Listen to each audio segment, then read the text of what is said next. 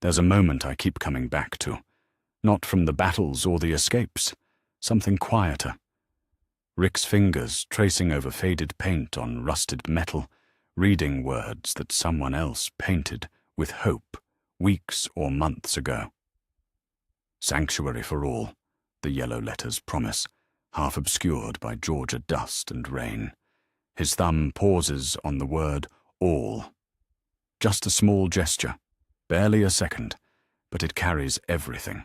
The weight of every promise that's been broken, every safe place that turned into a trap, every time they thought they'd found something that lasted. What if those words were true this time? What if the railway signs leading to Terminus weren't bait for a trap, but genuine beacons toward something real? Tonight, let's follow that possibility down the tracks, past the cynicism that survival has taught them, into a world where sanctuary means what it says. The four of them have been walking for hours now, their boots finding rhythm on the railroad ties. The sound becomes hypnotic after a while. Step, step, pause for balance. Step, step. Daryl moves like he's hunting, even when they're just walking, his crossbow held loose but ready, his eyes scanning the tree line on both sides. He hasn't said much since they started following the tracks. None of them have. Rick's mind keeps circling back to the prison. 2 weeks since they watched it burn, since they scattered like leaves in a windstorm, since everything they'd built just ended. The governor's tank had rolled right through their front gate, and in the space of an afternoon, the closest thing to home any of them had known in 3 years, became a smoking ruin filled with bodies. Rick's hands still shake sometimes when he thinks about it. Not from fear. The fear has settled into something more permanent, a background hum that he's learned to function around. The shaking comes from rage, pure, impotent rage at how completely they'd been outmaneuvered. Carl walks ahead of him, moving with the careful alertness of someone who's learned that relaxing means dying. He's gotten taller in these past weeks on the road, all elbows and awkward growth spurts that make his sheriff's hat sit differently on his head. Rick watches his son navigate around a gap in the tracks and feels something twist in his chest. Carl shouldn't have to walk like that. Shouldn't have to check shadows and sight lines before taking 3 steps forward. But he does, because that's what this world taught him, and Rick doesn't know how to untangle those lessons without getting them both killed. Another one, Michonne says quietly, pointing with her sword to a tree about 50 yards ahead. Another yellow sign, this one spray-painted on bark. Terminus. Sanctuary for all, community for all, those who arrive survive. Carl stops walking. Those who arrive survive. He tastes the words like they might be poisoned. What kind of promise is that? It's Daryl who answers, the kind that sounds too good. His voice carries that particular weight that all of their voices carry now, the accumulated suspicion of people who've been lied to by the living more than the dead. Ain't nothing free anymore, especially safety. Rick understands the skepticism. God, does he understand it. After Woodbury, after the governor's false hospitality that nearly got them all killed, trusting any new community feels like volunteering for execution. But there's something else moving in him as he stares at that painted promise on the pine bark. Not hope, exactly.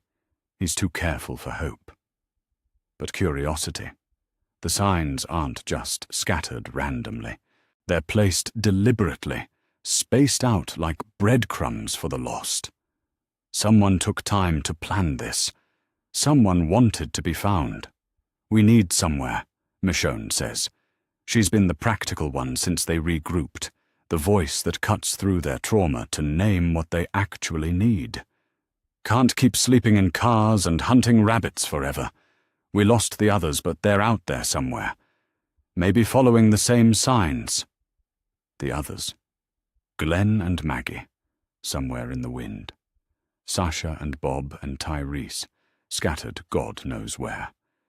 Beth, who Darryl won't talk about, and whose absence sits between them like a fourth person. The bus full of people who might be dead, might be running, might be anything.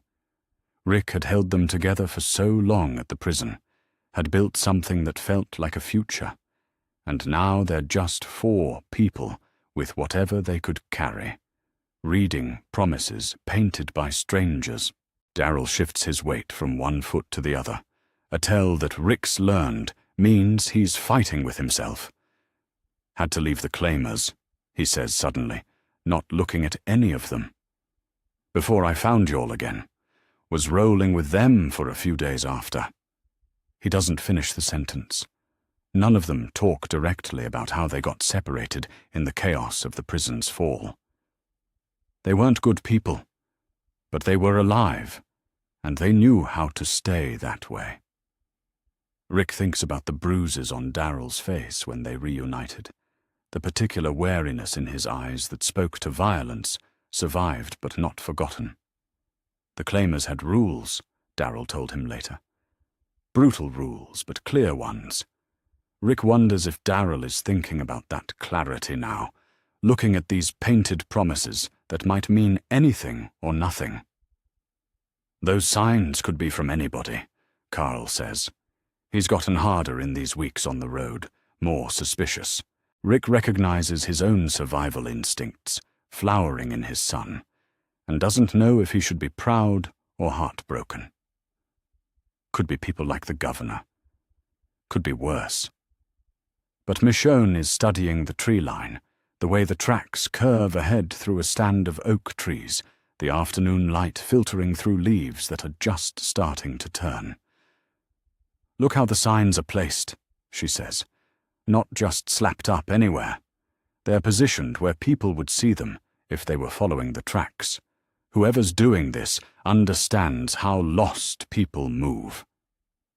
That's what gets to Rick, the intelligence in it. The governor's trap had been all bluster and false grandeur, a performance of civilization designed to overwhelm rather than guide. These signs feel different, patient. Like whoever placed them understood that truly desperate people would be suspicious of anything that sounded too easy, so they made their promise simple and repeatable, and let the desperate decide for themselves. The tracks curve ahead, disappearing into shadow between the trees. In the distance, Rick can see another flash of yellow paint, another promise. Those who arrive survive. It sounds like a dare. It sounds like an invitation. It sounds like exactly the kind of lie that gets people killed. But they're going to follow it anyway, because the alternative is sleeping in another abandoned car tonight, and dividing up another can of peaches 4 ways, and waking up tomorrow to keep walking without a destination, because somewhere ahead, Glenn might be reading the same signs. Maggie might be hoping the same hope. Because Michonne is right. They need somewhere, and these tracks are leading to somewhere specific. Rick adjusts his grip on his Colt python, feels the familiar weight of it against his palm. They'll follow the signs. They'll see what Terminus is. And if it's another trap, if it's another group of people who've decided that civilization means taking what you want from those too weak to stop you, then they'll deal with that too. But as they start walking again, as the rhythm of boots on railroad ties resumes, Rick finds himself thinking about that moment when his thumb traced over the word all. Sanctuary for all. In a world where most promises exclude someone, where safety usually means someone else goes without, what would it mean for somewhere to actually mean all? The afternoon sun slants through the trees ahead of them, and Rick Grimes walks toward Terminus with his family, carrying his suspicion like a weapon and his desperate need for home like a wound, ready for either salvation or another fight. The tracks stretch ahead, leading them somewhere that calls itself sanctuary. Whether that word means what it used to mean is a question they'll find out together, one careful step at a time. The smell hits them first, actual food cooking, not the charred remains of whatever small animal they managed to trap, but something deliberate and seasoned. Steam rises from a large pot tended by a woman with greying hair pulled back in a practical ponytail. She looks up when they approach the fence, and her smile seems genuine. Not the calculated warmth of someone performing hospitality, just the reflexive friendliness of someone accustomed to feeding hungry people. "You folks following the signs?" she calls out, wiping her hands on a clean apron. Clean. When was the last time Rick saw anyone wearing something clean? "I'm Mary. You look like you could use a good meal." Rick's hand stays close to his gun. This is where it would start. The performance. The too warm welcome designed to lower their guard. He's seen this show before, in Woodbury. The governor had been all smiles and southern charm, too, right up until he wasn't. Rick studies Mary's face, looking for the tells. The two wide eyes, the practiced concern, the way manipulators learn to mirror what desperate people want to see. But Mary just keeps stirring her pot, glancing at them with the casual attention of someone who's done this dozens of times. "You've been walking long. You've got that look, like you've been carrying everything you own for a while now." Darryl shifts beside him, crossbow still ready but not exactly aimed. "Food smells good," he admits, and Rick can hear the hunger in his voice. They've been rationing their last cans for 3 days now. A younger man approaches from inside the compound, tall, brown hair, moving with the careful confidence of someone who's learned to project authority without aggression. "I'm Gareth," he says, stopping a respectful distance from the fence. "Welcome to Terminus. Those are some impressive signs of survival you're wearing." Rick knows this is the test. This is where the leader of this place makes his pitch, reveals what kind of operation they're running. In Woodbury, the governor had talked about rebuilding civilization, while torture chambers hummed in his basement. Rick waits for the slick words, the promises that sound too good, the subtle pressure to surrender their weapons and trust completely. Instead, Gareth says, "Look, I'm not going to lie to you. We've got rules here, and we've got procedures, because that's how we've stayed alive this long. But the core of it is simple. We help each other. We share what we have, and we don't take from others what we can build or find ourselves. If that sounds like something you can work with, we'd be happy to have you. If not, you're welcome to whatever food we can spare, and directions to the next safe-ish area we know about." It's not a sales pitch, it's a job interview, and somehow that makes Rick trust it more than any grand speech about sanctuary might have. Carl steps closer to the fence. "Are there other people here? People like us?" "Few dozen," Gareth says. "Some been here since we got started, some arrived more recently. Actually, might be some folks you recognize." He calls over his shoulder, "Glenn, you want to come over here?" And then Glenn Rhee is jogging across the courtyard, alive and whole, and grinning like Christmas morning. "Rick, oh man, oh thank God." He's through the gate before anyone can process what's happening, pulling Rick into a hug that feels like coming back to life. Rick finds himself clutching Glenn's shoulders, needing the physical proof that this is real. The others, Maggie's here. Sasha, Bob, Abraham's group too, met them on the road. Glenn pulls back, and his eyes are bright with something Rick hasn't seen in anyone's face for weeks.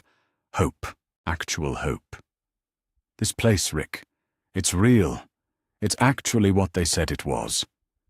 Michonne's hand finds Rick's arm, a gentle pressure that says, "I told you to keep an open mind."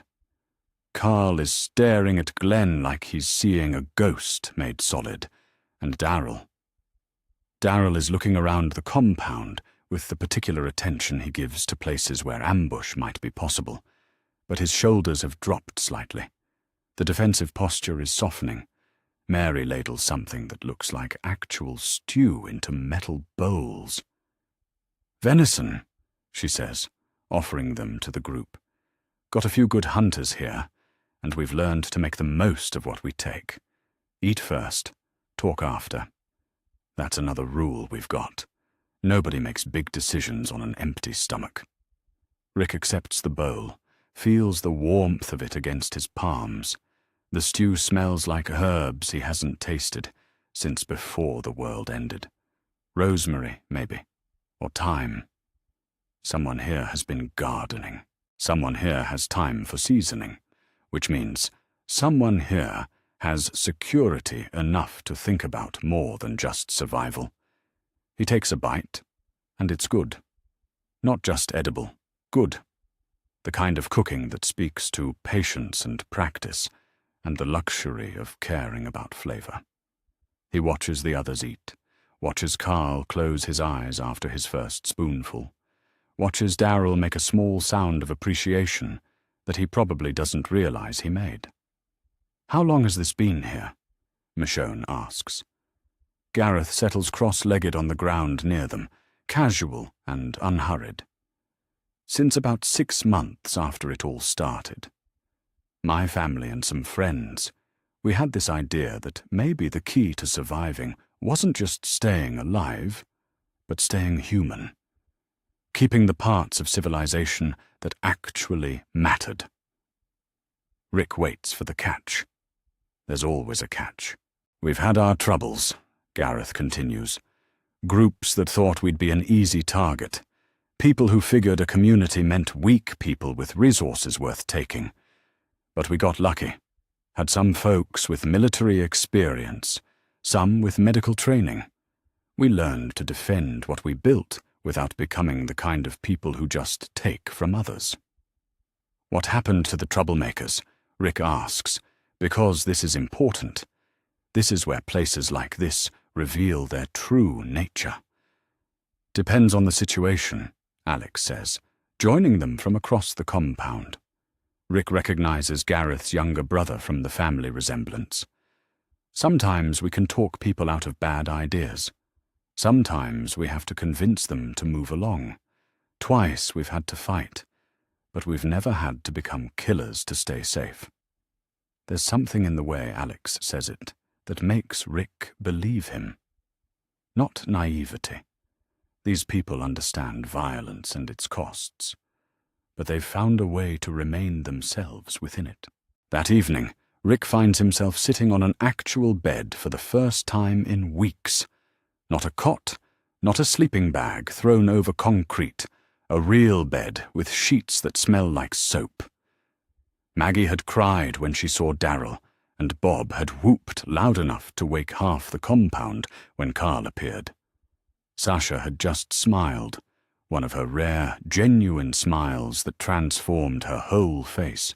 Abraham had been characteristically direct. "This place is the real deal, officer. They got their shit together in a way I haven't seen since before everything went sideways." Eugene had nodded earnestly. "The infrastructure is surprisingly sophisticated. They've got sustainable food production, defensible position, organized governance structures. From a survival perspective, this represents optimal resource allocation." Even Rosita, who trusts new situations about as much as Rick does, had admitted, "They're not performing anything. What you see is what they are." Rick stares at the ceiling, actual ceiling, not sky or rust or rotting wood, and tries to process what this means. They're safe. Actually safe for the first time since the farm burned, since Herschel's peaceful world ended in blood and fire. Safe enough that Carl can sleep without keeping one hand on his gun. Safe enough that Darrell agreed to take first shift on the walls rather than sitting awake all night watching their door. But safety has been a lie before. Safety has been the prelude to betrayal, the setup for loss that cuts deeper because hope made it possible. Rick's learned to sleep with one eye open, to assume that every good thing comes with hidden costs. Tomorrow, he thinks, he'll start testing this place properly. He'll find its weaknesses, identify its power structures, figure out where the bodies are buried. Because places like this don't exist without compromise, without someone paying the price for everyone else's peace. But tonight, for the first time in months, Rick Grimes falls asleep to the sound of his son breathing easy in the next bed, in a room with walls that aren't moving and doors that lock from the inside. Tomorrow he'll worry about what this costs, what it means, what it might demand of them. Tonight, he just sleeps. Daryl sits on the wall at 3 a.m, his back against the watchtower post, crossbow across his knees. Below him, Terminus sleeps. Actual sleep, the kind where people don't keep one hand on a weapon and don't wake up at every small sound. The quiet should be peaceful. Instead, it makes his skin crawl. He's been up here for 2 hours now, telling himself he'll go back to the bunk room in just a few minutes. The bed they gave him has clean sheets and a real pillow, softer than anything he's slept on since he was a kid. Maybe that's the problem. Comfort feels like a trap when you've learned that letting your guard down gets people killed. The compound is too quiet. That's what bothers him. Back at the prison, there were always sounds. Walkers shuffling against the outer fence, the wind through broken windows, someone coughing or shifting in their sleep. Here, the silence is so complete it feels artificial, like the world is holding its breath, waiting for something to go wrong. Daryl knows he's being paranoid. He's walked the perimeter twice tonight, checked every lock and sight line. The defenses are solid, better than solid. Whoever designed this place understood how to create real security without sacrificing visibility. But knowing something and feeling it are different animals entirely, and his gut still insists that safety this complete can't be real. A door opens below, and Carl emerges from the main building. The kid moves carefully, checking corners out of habit, even though he's walking through the most secure 20 yards of ground he's known in years. He's carrying his gun, Rick's old python visible at his hip, even though Gareth told them weapons weren't necessary inside the walls. Carl looks up and spots Daryl on the wall. After a moment's hesitation, he climbs the ladder to the platform. "Couldn't sleep either?" Carl asks, settling beside him. "Sleep's for people who don't got watch," Daryl says, though they both know someone else is officially on duty tonight. Someone who's actually trained for this, who knows the specific routines and signals Terminus uses. Carl nods like this makes perfect sense. Feels wrong, doesn't it, not having to watch the door? That's exactly it, Daryl realizes. For months now, staying alive has meant constant vigilance. Sleep has been a luxury stolen in shifts, always with someone watching, always with an escape route planned. The idea that they can just close their eyes and trust that they'll wake up the same way they went to sleep feels fundamentally impossible. "Your dad settling in all right?" Daryl asks, though he knows the answer.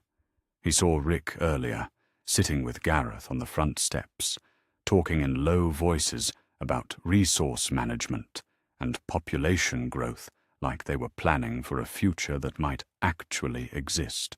"He's trying," Carl says, "but I catch him doing that thing where he counts exits, and he keeps asking people the same questions, like he's testing their answers." Down in the courtyard, a light comes on in one of the residential buildings. Through the window, Daryl can see Michonne moving around what looks like a small kitchen. Even from this distance, her movements look wrong. Too alert, too ready.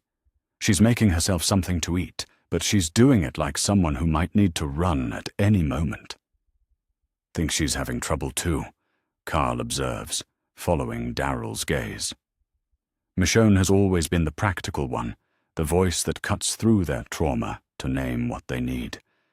But practicality and trust are different things, and Daryl can see the tension in her shoulders even through the window.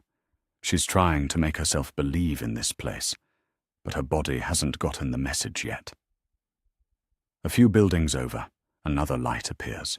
Glenn and Maggie's room, where they're probably lying awake next to each other, finally in the same bed for the first time since the prison fell, but too wired to actually rest.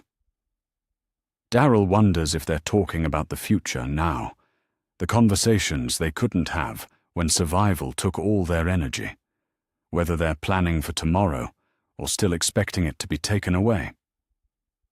Bob's been cooking again, Carl says suddenly. Real cooking, not just heating up cans. He asked me to help him make bread yesterday. Actual bread, from scratch. There's something wistful in Carl's voice, and Daryl understands. Bob's joy in simple things has always been infectious, his gratitude a counterweight to their collective cynicism. If anyone can adapt to this place, it should be Bob. But even gratitude can carry guilt when you are alive and others aren't, when you found safety that so many people died looking for. Sasha emerges from another building, moving with the measured steps of someone doing a security sweep. She nods up at them, acknowledging their presence without surprise. Of course she's awake too. Of course she's checking locks that someone else already checked, walking perimeters that are already secured.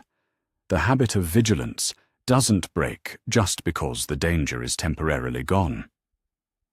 How long you think it takes, Carl asks, to stop feeling like it's all going to disappear? Daryl considers this. How long has it been since any of them felt truly safe? The farm had felt secure until it burned. The prison had felt like home until the governor's tank rolled through their gates. Even Woodbury had felt like salvation to some people, right up until they discovered what the governor really was. Don't know, Daryl says honestly. Maybe never. Maybe that's not the point. Carl shifts beside him, adjusting his grip on the python. Dad keeps saying we can't get comfortable. That comfortable people die. Your dad's not wrong, Daryl says. But there's a difference between staying alert and never letting yourself have anything good. It's a distinction Daryl is still learning himself. Growing up the way he did, good things were always temporary, always came with a price that made them not worth having. Safety meant someone else was about to take something from you. Kindness meant someone wanted something back. The idea that Terminus might be offering genuine sanctuary without hidden costs feels impossible to process. Abraham appears in the courtyard below, doing what looks like equipment checks on the vehicles. Even from this distance, Daryl can see the particular intensity Abraham brings to maintenance tasks, the way he uses familiar work to manage anxiety. Abraham has been the most vocal about appreciating Terminus, calling it squared away and properly organized. But here he is at 3 a.m, making sure their escape routes are functional. Eugene's been drawing maps, Carl observes, watching Abraham work. Maps of routes to Washington, supply caches, fallback positions, like he's planning the mission, but also planning for if we have to run. That sounds right. Eugene's mind works in contingencies, always calculating alternatives and backup plans. The fact that he's found genuine acceptance here doesn't mean he's stopped thinking about what comes next, what could go wrong, how they'd handle evacuation if this peace proves temporary. Rick appears in the courtyard, moving with the careful quiet of someone who doesn't want to wake anyone but needs to check things personally. He speaks briefly with Abraham, both of them gesturing toward the vehicles and the main gate. Even at this distance, Darryl can read their body language. Two men who understand security, taking comfort in shared vigilance. They're all doing it, Carl says quietly. Everyone's awake. Everyone's checking things. He's right. One by one, their people have emerged from their rooms, drawn by insomnia and old habits into the familiar rituals of staying alive. Not because they don't trust Terminus, but because trust is a muscle they've forgotten how to use. Maggie steps out of her building, wearing a robe over pajamas. Actual pajamas. Another small luxury that speaks to how serious this place is about normal life. She walks over to Glenn, who's checking the perimeter fence, and they stand together in comfortable silence. They're not talking, just being near each other in the open air, like the walls of even the safest building still feel too much like a trap. Bob joins them, carrying what looks like a cup of tea. He offers it to Maggie, who accepts it with a smile that's more real than any Darryl has seen from her since the prison fell. These small gestures of care, making food, offering comfort, sharing quiet moments, are what Bob does when the world gets too heavy. His way of insisting on gentleness, even when everything else argues for hardness. Maybe that's how it works, Carl says, watching the small gathering below. Maybe we don't stop being careful. Maybe we just get careful together. Darryl thinks about this as he watches their people check locks and test weapons and maintain equipment in the safety of Terminus's walls. They're not trusting the place to keep them safe. They're trusting each other to stay alert, to notice problems, to maintain the vigilance that's kept them alive this long. It's not the kind of peace Rick probably imagined when he traced those painted words on the railroad signs. Not the complete rest that normal people might expect from Sanctuary. But it might be the only kind of peace that people like them can actually accept. Safety that doesn't require them to stop being the people who survived to reach it. The sun won't rise for hours yet, but already Terminus is quietly awake, filled with people who've forgotten how to sleep without watching but learning, slowly, to watch together. And maybe that's enough. Maybe that's what peace looks like for people who have seen too much to ever fully let their guard down. Not the absence of vigilance, but the presence of others who understand why vigilance matters. Darryl settles back against the watchtower post, crossbow still ready, eyes still scanning the darkness beyond the walls. But for the first time in months, he's not the only one watching. And somehow, that makes all the difference. There's something different about the way Darryl moves through the woods now. 3 young Terminus residents trailing behind him like eager students.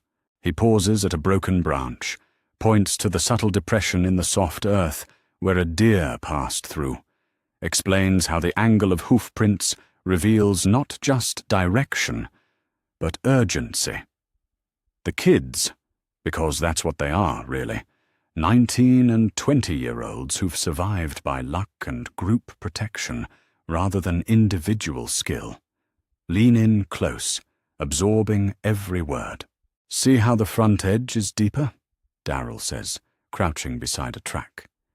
Means she was moving fast, probably spooked by something. Walkers don't spook deer the same way people do. Deer know walker smell, know walker movement. They run different when it's living predators. One of the students, a young woman named Katie, with careful eyes and steady hands, kneels beside him. How do you tell the difference in the tracks? Darryl considers how to explain something he's known since childhood, knowledge that came from years of following his father through Georgia, backwoods, before the world ended. Weight distribution. When something's really scared of people scared, it puts everything into the front hooves for that first leap. Walkers just make them nervous, so they move more balanced. He feels useful here in a way he hasn't since the prison, not just surviving, not just protecting, but actually teaching something valuable, building skills in other people that might keep them alive when he's not around. It's a strange feeling, being someone others look to for knowledge rather than just firepower. Back at Terminus, Michonne stands before a hand-drawn map of the surrounding area, colored pins marking patrol routes and observation points. Alex and 2 other long-term residents listen as she explains sight lines and rotation schedules, the careful choreography of keeping a community secure without exhausting the people doing the work. The key is overlapping coverage without redundancy, she says, moving her finger along the marked perimeters. You want every approach watched, but you don't want the same person covering the same ground so often they stop really seeing it. This is Michonne in her element.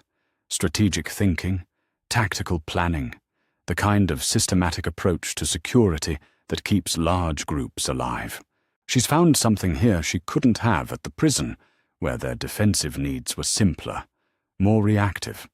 Terminus has the population and resources to implement real security protocols, the kind that require someone with her particular combination of experience and analytical thinking.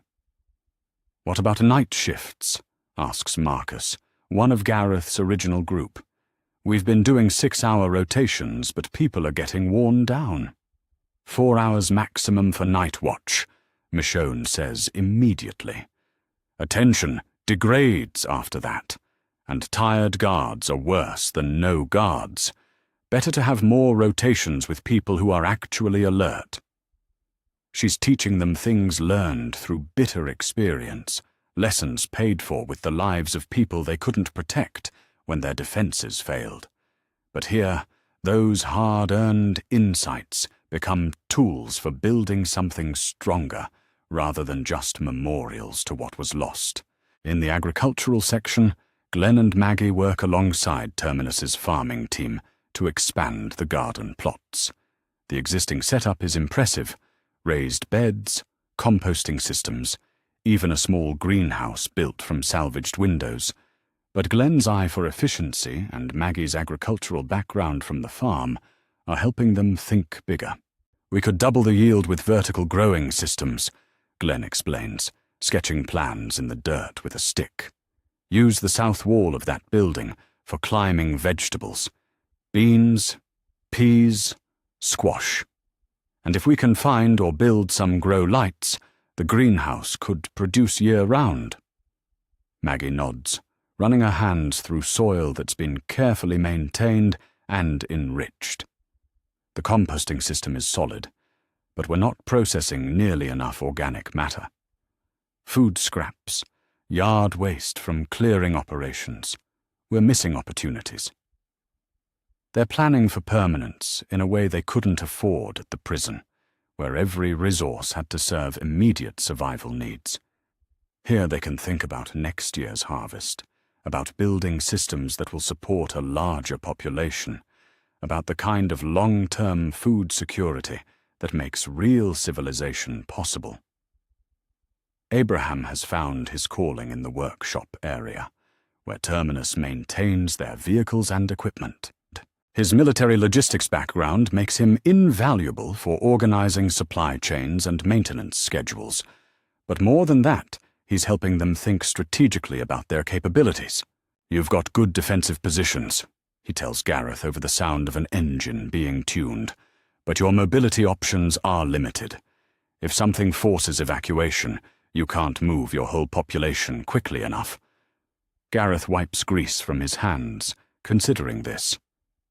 "We've been focused on making this place strong enough that evacuation wouldn't be necessary." "Smart thinking. But you need backup plans," Abraham says. "I'm not talking about abandoning this place. I'm talking about expanding it. Satellite locations, supply caches, established routes between friendly communities. Make your network strong enough that losing any single point doesn't mean losing everything.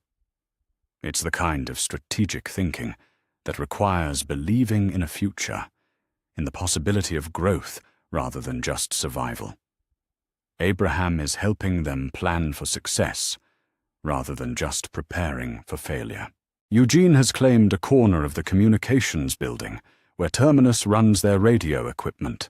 His technical knowledge is already improving their broadcast range and clarity, but he's also working on something more ambitious, a comprehensive communication network that could coordinate survivor communities across multiple states.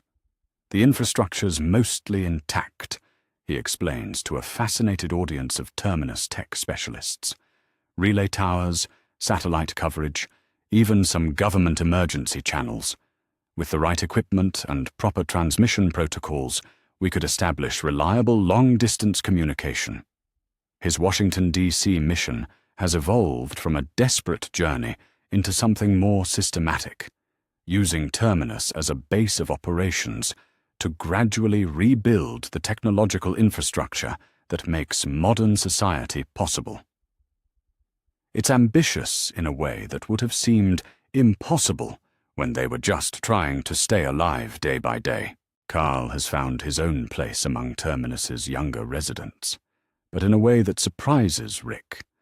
Instead of just making friends, Carl has become something of a mentor to kids who grew up in the community, who never learned the hard-edged survival skills that kept Rick's group alive. Rick watches from across the courtyard as Carl teaches a group of 12 and 13-year-olds basic knife combat, not because they're expecting to fight walkers tomorrow, but because these skills might save their lives if the community's defenses ever fail. Carl's approach is methodical, patient. He's passing on knowledge that he desperately hopes these kids will never need, but knows they should have. Balance is everything, Carl tells them, demonstrating a proper stance. If you can't keep your footing, the best technique in the world won't help you. These kids look at Carl with something approaching awe, not because he's older than them, but because he represents survival skills they've only heard about in stories. He's lived through the collapse, fought his way across hostile territory, survived things that their protected upbringing never exposed them to. That evening, Rick finds himself in Gareth's office, bent over maps and population charts, planning for growth that seemed impossible just weeks ago. They're discussing housing expansion, resource allocation, the delicate balance of accepting new survivors without straining their systems. We've got 3 more groups that have radioed in, Gareth says, pointing to marks on the map. 1 from Alabama, 2 from North Carolina. All of them have heard the broadcasts and want to know if the sanctuary offer is real. Rick studies the numbers: current population, food production capacity, security requirements. It's the kind of planning he did as a sheriff's deputy, thinking about community resources and public safety, but applied to a world where every decision carries life or death consequences. How do we vet them? Rick asks. How do we know they're not like the governor's people? Same way we figured out you weren't, Gareth says simply. Carefully, with backup plans, and by trusting our instincts about people while verifying everything we can. It's a measured approach that acknowledges the risks while refusing to let fear prevent growth. Rick finds himself appreciating Gareth's steady confidence, the way he balances caution with optimism, security with hospitality. 3 weeks ago, Rick was following railroad signs toward an uncertain destination, carrying nothing but weapons and suspicion, and the desperate hope that his scattered family might somehow survive. Now he's planning housing developments and security protocols, thinking about radio networks and agricultural expansion, helping to build something that might outlast all of them. Bob appears in the doorway with a tray of coffee, actual coffee, traded from another community that specializes in luxury goods, and Rick accepts a cup gratefully. The simple pleasure of hot coffee, shared with people who are becoming friends rather than just allies, feels like a small miracle. Supply run tomorrow, Bob says, settling into a chair. Abraham's put together a route that hits 3 different resource sites and makes contact with that group outside Macon. Should be back by evening if everything goes smooth. Rick nods, then realizes what Bob just said. Supply run. Routine logistics, planned and scheduled rather than desperate scavenging. The kind of organized operation that communities do when they're stable enough to think beyond immediate needs. "Who's going?" Rick asks. "Me, Abraham, Eugene, couple of the locals who know the territory," Bob says. Darrell wants to stay and work with the hunting teams, and Michonne's got security briefings scheduled.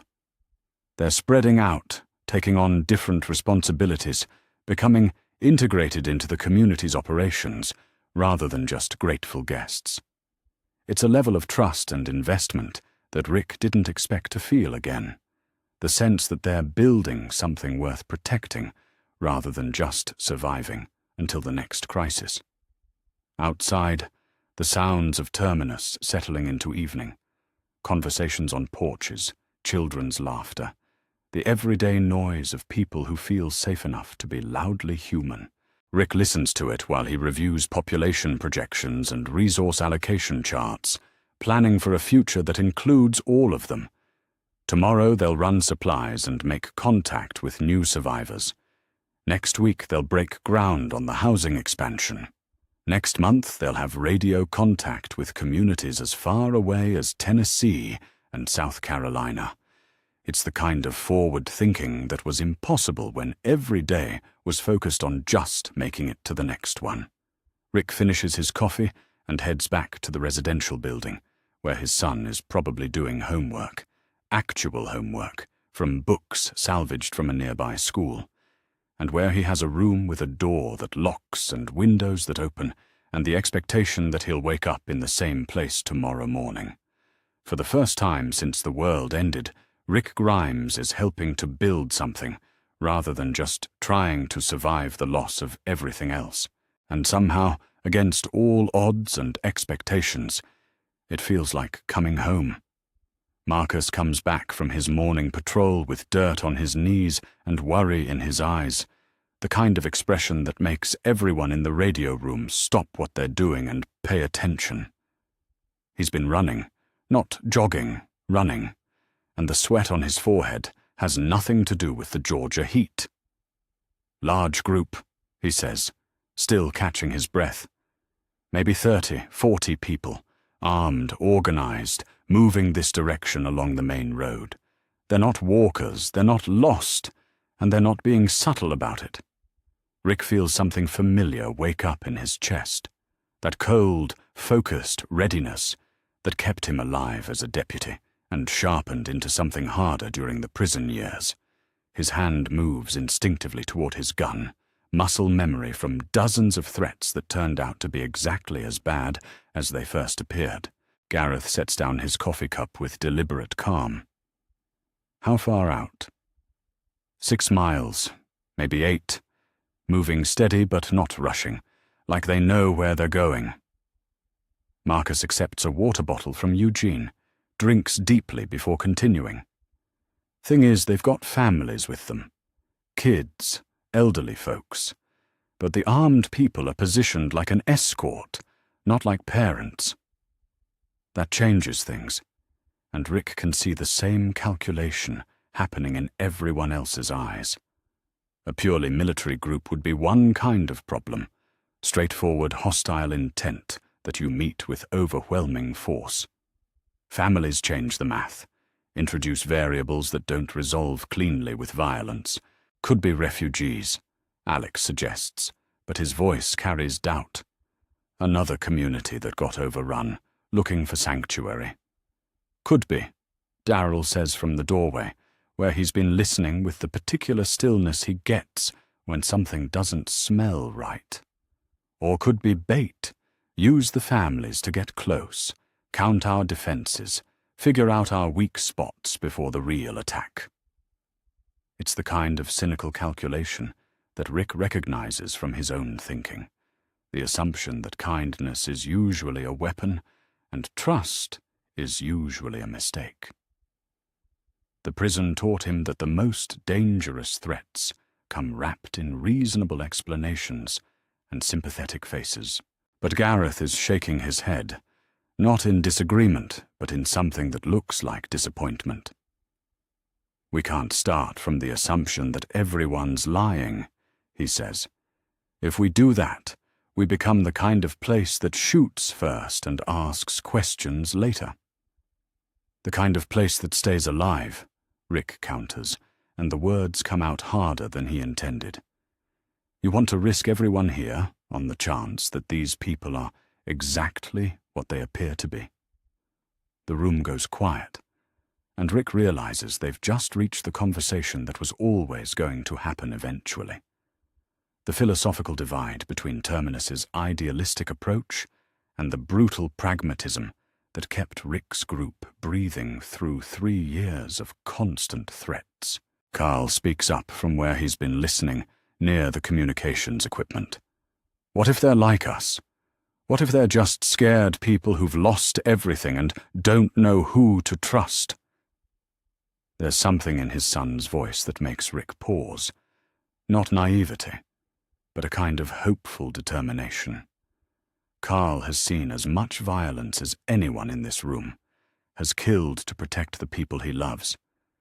But he's choosing to believe in the possibility that not every approaching group represents a threat. Michonne steps forward, her katana still at her side, but her posture suggesting thought rather than action. "There's a middle path here," she says, looking between Rick and Gareth. "We don't have to choose between blind trust and preemptive violence." She moves to the map table, tracing routes with her finger. "Send a small scouting party to observe and make contact from a distance.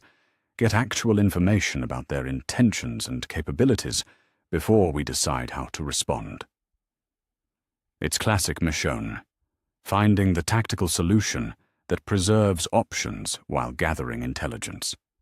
Rick appreciates the strategic thinking, but his gut still insists that by the time you know for certain that someone wants to hurt you, it's often too late to stop them. Abraham joins the conversation with the blunt efficiency that military experience brings to crisis planning. "Scouting party makes sense, but we also need to assume worst case and prepare accordingly. Lock down non-combatants, establish firing positions, make sure our evacuation routes are clear." Gareth nods slowly, and Rick can see him processing the balance between maintaining their principles and acknowledging the reality of threat. "Okay. Scouting mission to establish contact and assess intentions, defensive preparations in case diplomacy fails, but we try talking first." "And if talking gets our people killed?" Rick asks. "Then we fight," Gareth says simply. "But we don't start there. We can't start there, or we stop being the kind of community worth protecting." Over the next few hours, Rick watches Terminus transform in ways that both impress and concern him. The defensive preparations are thorough and well-organized. Eugene coordinates communications, Michonne establishes firing positions and sight lines, Abraham oversees weapons distribution and ammunition supplies. But none of it feels panicked or desperate. There's a methodical quality to their preparations that speaks to planning and practice rather than improvisation. The non-combatants move to secure areas without argument or resistance. They trust their leadership enough to follow orders. But more than that, they seem to genuinely believe that this threat will be managed competently and ethically. It's the kind of community confidence that Rick hasn't seen since the early days at the farm, before they learned how quickly safety could be stripped away. Daryl and Abraham volunteer for the scouting mission, and Rick finds himself in the unusual position of staying behind while others gather intelligence. It chafes against every instinct he's developed about leadership and responsibility, but it's also a test of whether he can trust other people to make decisions that affect his family's safety. Carl finds him on the wall as the sun begins to set, watching the road where the approaching group will eventually appear. You think they're bad people? Carl asks. Rick considers this. I think people get desperate, he says finally. And desperate people do things they wouldn't normally do. That doesn't make them evil, but it can make them dangerous.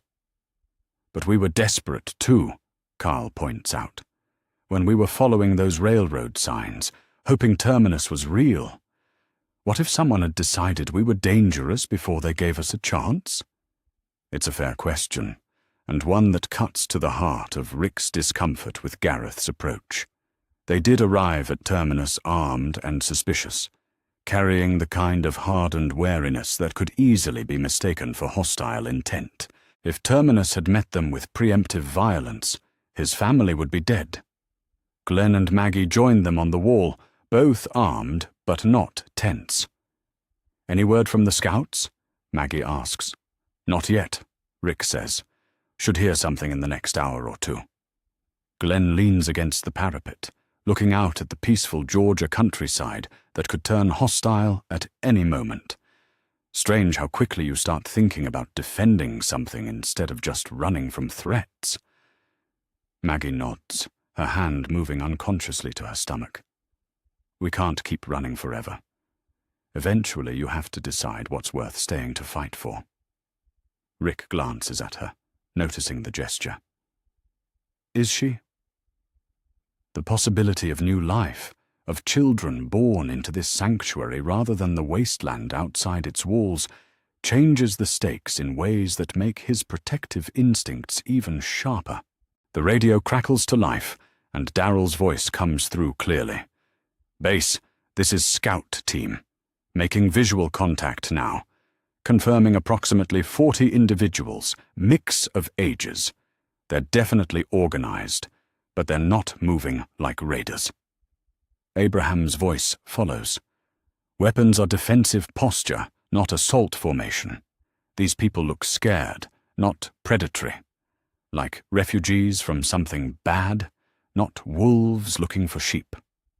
Rick feels some of the tension ease in his shoulders, but he doesn't relax completely. Scared people can be just as dangerous as malicious ones, sometimes more so, because fear makes people unpredictable. Gareth's voice comes over the radio. Can you establish peaceful contact? A long pause, then Daryl again. Working on it. They've got someone who wants to talk. Guy in his 50s, says his name's David. Claims they're from a community outside Augusta that got overrun yesterday. They've been walking since dawn, heard our broadcasts. Another fallen community. Rick thinks about the dozens of places he's seen fail. Camps that couldn't hold, settlements that trusted the wrong people, communities that made one mistake too many and paid for it with everything. The governor's assault on the prison was just one version of a story that plays out constantly across the wasteland. Eugene's voice joins the radio chatter. Confirming their broadcasting on emergency frequencies. Signal strength and equipment suggest legitimate survivors, not raiders with stolen gear. As the evening progresses, the picture becomes clearer. David's community had lasted 2 years before a coordinated attack by a group calling themselves the Reapers overwhelmed their defenses. The survivors scattered, with David's group following Terminus's radio broadcasts in the hope of finding sanctuary. By the time Daryl and Abraham return with David and 2 other representatives, Rick has watched Terminus's diplomatic process play out in real time. Careful verification, cautious contact, incremental trust building based on observable evidence rather than assumptions. David is exactly what he claimed to be, an exhausted leader carrying the weight of community failure, desperate to find safety for the people who survived his settlement's collapse. He's not performing desperation or hiding predatory intent. He's just a man who's lost almost everything and found himself responsible for the lives of others. Gareth handles the negotiations with the same steady competence he brings to everything else. Housing will be provided temporarily, while the newcomers decide whether Terminus is where they want to stay permanently. Integration will be gradual, with established residents mentoring newcomers in community protocols and expectations. It's exactly the process Rick's group went through, and watching it from the other side gives him a new appreciation for how much trust Terminus extended to them, based on limited information and educated guesses about character. Later that evening, Rick finds himself in conversation with David over coffee and a meal that Mary prepared for the newcomers. "How do you know?" Rick asks. "How do you know we weren't the kind of people who'd take what you have and leave you with nothing?" David looks surprised by the question. "Same way you knew we weren't raiders, I figure. You watch people, you listen to how they talk, you see whether their actions match their words. Most bad people aren't that good at pretending to be good for extended periods. And if you're wrong, then you're wrong," David says simply. "But if you assume everyone's dangerous, you never get to find out who might be trustworthy. And trustworthy people are what make survival into something worth surviving for." Rick thinks about this as Terminus settles back into its evening routines. 40 new residents settling into temporary housing. Children from David's group already connecting with Terminus kids. Adults beginning the careful process of integration that will determine whether these two groups can become one community. Tomorrow there will be new challenges, resource allocation, housing assignments, the delicate work of expanding their population without straining their systems. But tonight, Rick watches his son help newcomer children find sleeping arrangements, watches Michonne coordinate security briefings that include David's most experienced people, watches Glenn and Maggie discuss expanded agricultural plans with David's farming specialists. They chose trust over fear, diplomacy over preemption, and it worked. The approaching threat turned into new community members, additional skills and knowledge, more hands to share the work of building something that lasts.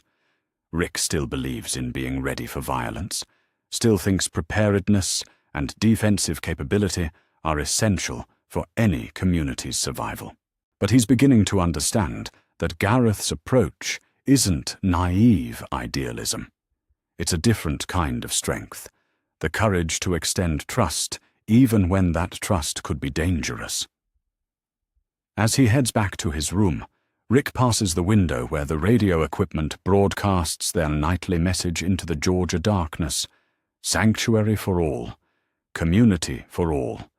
Those who arrive, survive. Tonight, 40 more people proved that promise true. And for the first time since the world ended, Rick Grimes goes to sleep believing that maybe, just maybe, trust might be a more powerful survival tool than fear. The argument starts over something small: which group gets to use the workshop space during the afternoon shift. But Rick can see the real tensions beneath the surface.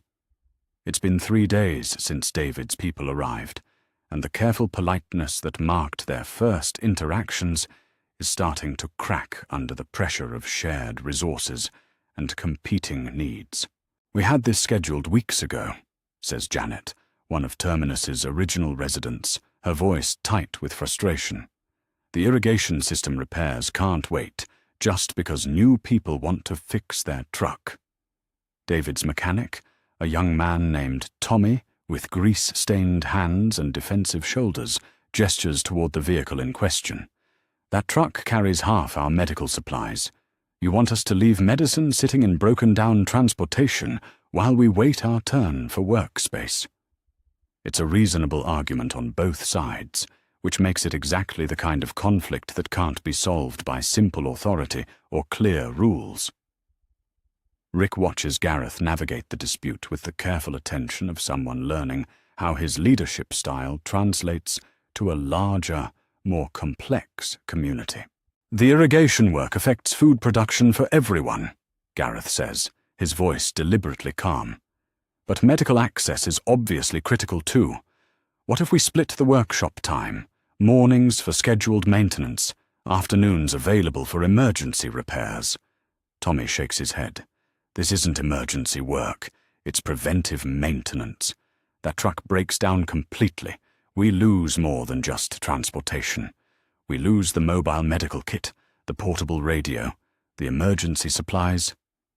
Janet crosses her arms. So your truck is more important than our food system? And there it is, the fundamental tension that Rick knew was coming. Not your truck and our food system, but your people and our community. The invisible line between established residents and newcomers, between those who built this place and those who arrived to benefit from that work. Carl steps forward from where he's been listening, near the workshop entrance. What if the problem isn't the schedule, he says. What if the problem is that we only have one workshop for 60 people instead of 40? It's a perceptive observation that cuts through the immediate conflict to address the structural issue. Rick feels a familiar surge of pride in his son's ability to think beyond the obvious problem toward underlying causes. Abraham appears from the direction of the residential buildings, Eugene trailing behind him with an armload of expansion planning documents. Already on it, kid, Abraham says. Eugene and I have been working on infrastructure scaling. We need more workspace, more housing, more storage capacity. Eugene adjusts his papers, launching into explanation mode. Current population growth exceeds planned capacity by approximately 30%. Without expansion of physical infrastructure, resource allocation conflicts will increase exponentially. Michonne joins the group, drawn by the raised voices and the gathering crowd. Rick sees her assess the situation quickly, not just the immediate dispute, but the way people are positioning themselves, the body language that reveals deeper divisions. This is about more than workshop space, she says, looking between Janet and Tommy. This is about how we make decisions when we don't all want the same things. Janet's frustration spills over. It's about not changing everything we've built just because new people show up with different priorities.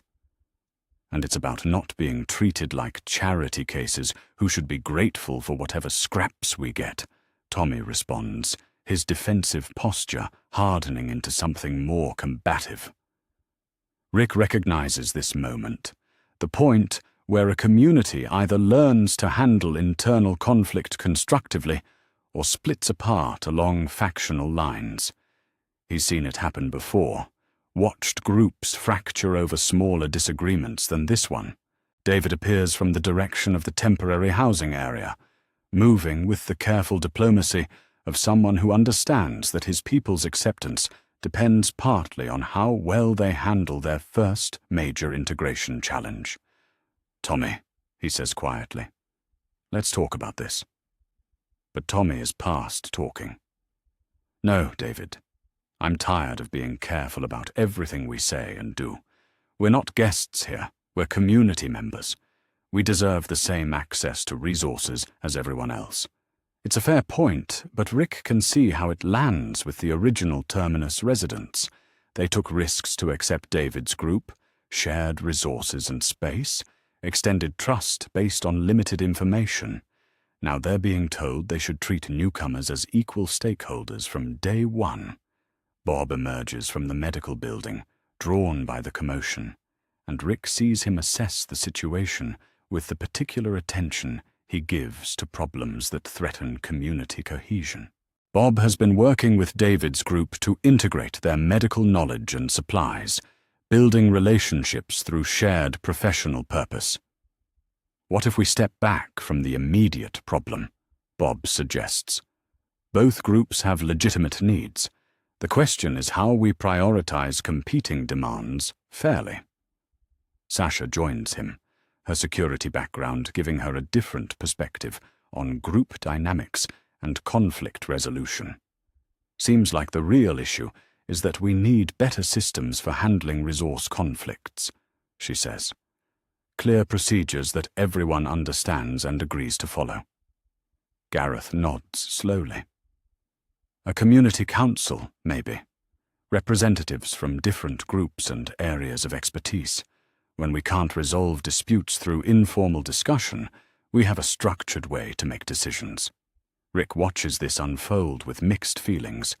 Part of him appreciates the democratic approach, the commitment to fairness and inclusion. But another part, the part shaped by constant crisis leadership, worries that formal processes slow down decision-making when quick action might be necessary. Who chooses the representatives? Carl asks. It's a practical question that goes to the heart of democratic governance. Who gets to decide how decisions get made? We all do, Michonne says. Community-wide selection, with representation proportional to group size and expertise areas. Over the next few hours, Rick watches Terminus transform its approach to internal governance. What started as a workshop scheduling dispute becomes a comprehensive discussion about community decision-making, resource allocation, and the balance between established precedent and newcomer needs. Eugene and Abraham present their infrastructure expansion plans, showing how additional workspace and housing can accommodate population growth while maintaining community cohesion. The timeline is aggressive. 6 weeks to build additional workshop space, expand the residential area, and create more storage capacity. David's group commits to providing labor and expertise for the expansion, while Terminus's original residents agree to share decision-making authority through the new council system. It's not perfect. There are still tensions about priorities and implementation details, but it's a framework for managing future conflicts. That evening, the community gathers for what Bob calls a sharing circle, an informal chance for people from different groups to tell their stories, explain their backgrounds, and begin building personal connections that transcend the newcomer versus established divide.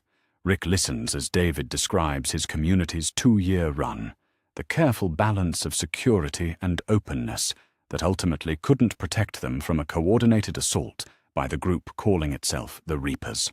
There are echoes of the prison in David's story, the same hope for permanence, the same careful construction of normalcy, the same sudden, violent end. Janet talks about Terminus's early days, the struggles to establish security and sustainability, the gradual growth from desperate survival to genuine community. Her pride in what they built is evident, but so is her fear that rapid expansion might undermine the careful systems that made their success possible. Tommy shares his frustration about being viewed as a charity case rather than a contributing member, his expertise in vehicle maintenance and repair dismissed because he comes from a failed community. Just because our place didn't make it doesn't mean we don't know how to build something that lasts, he says.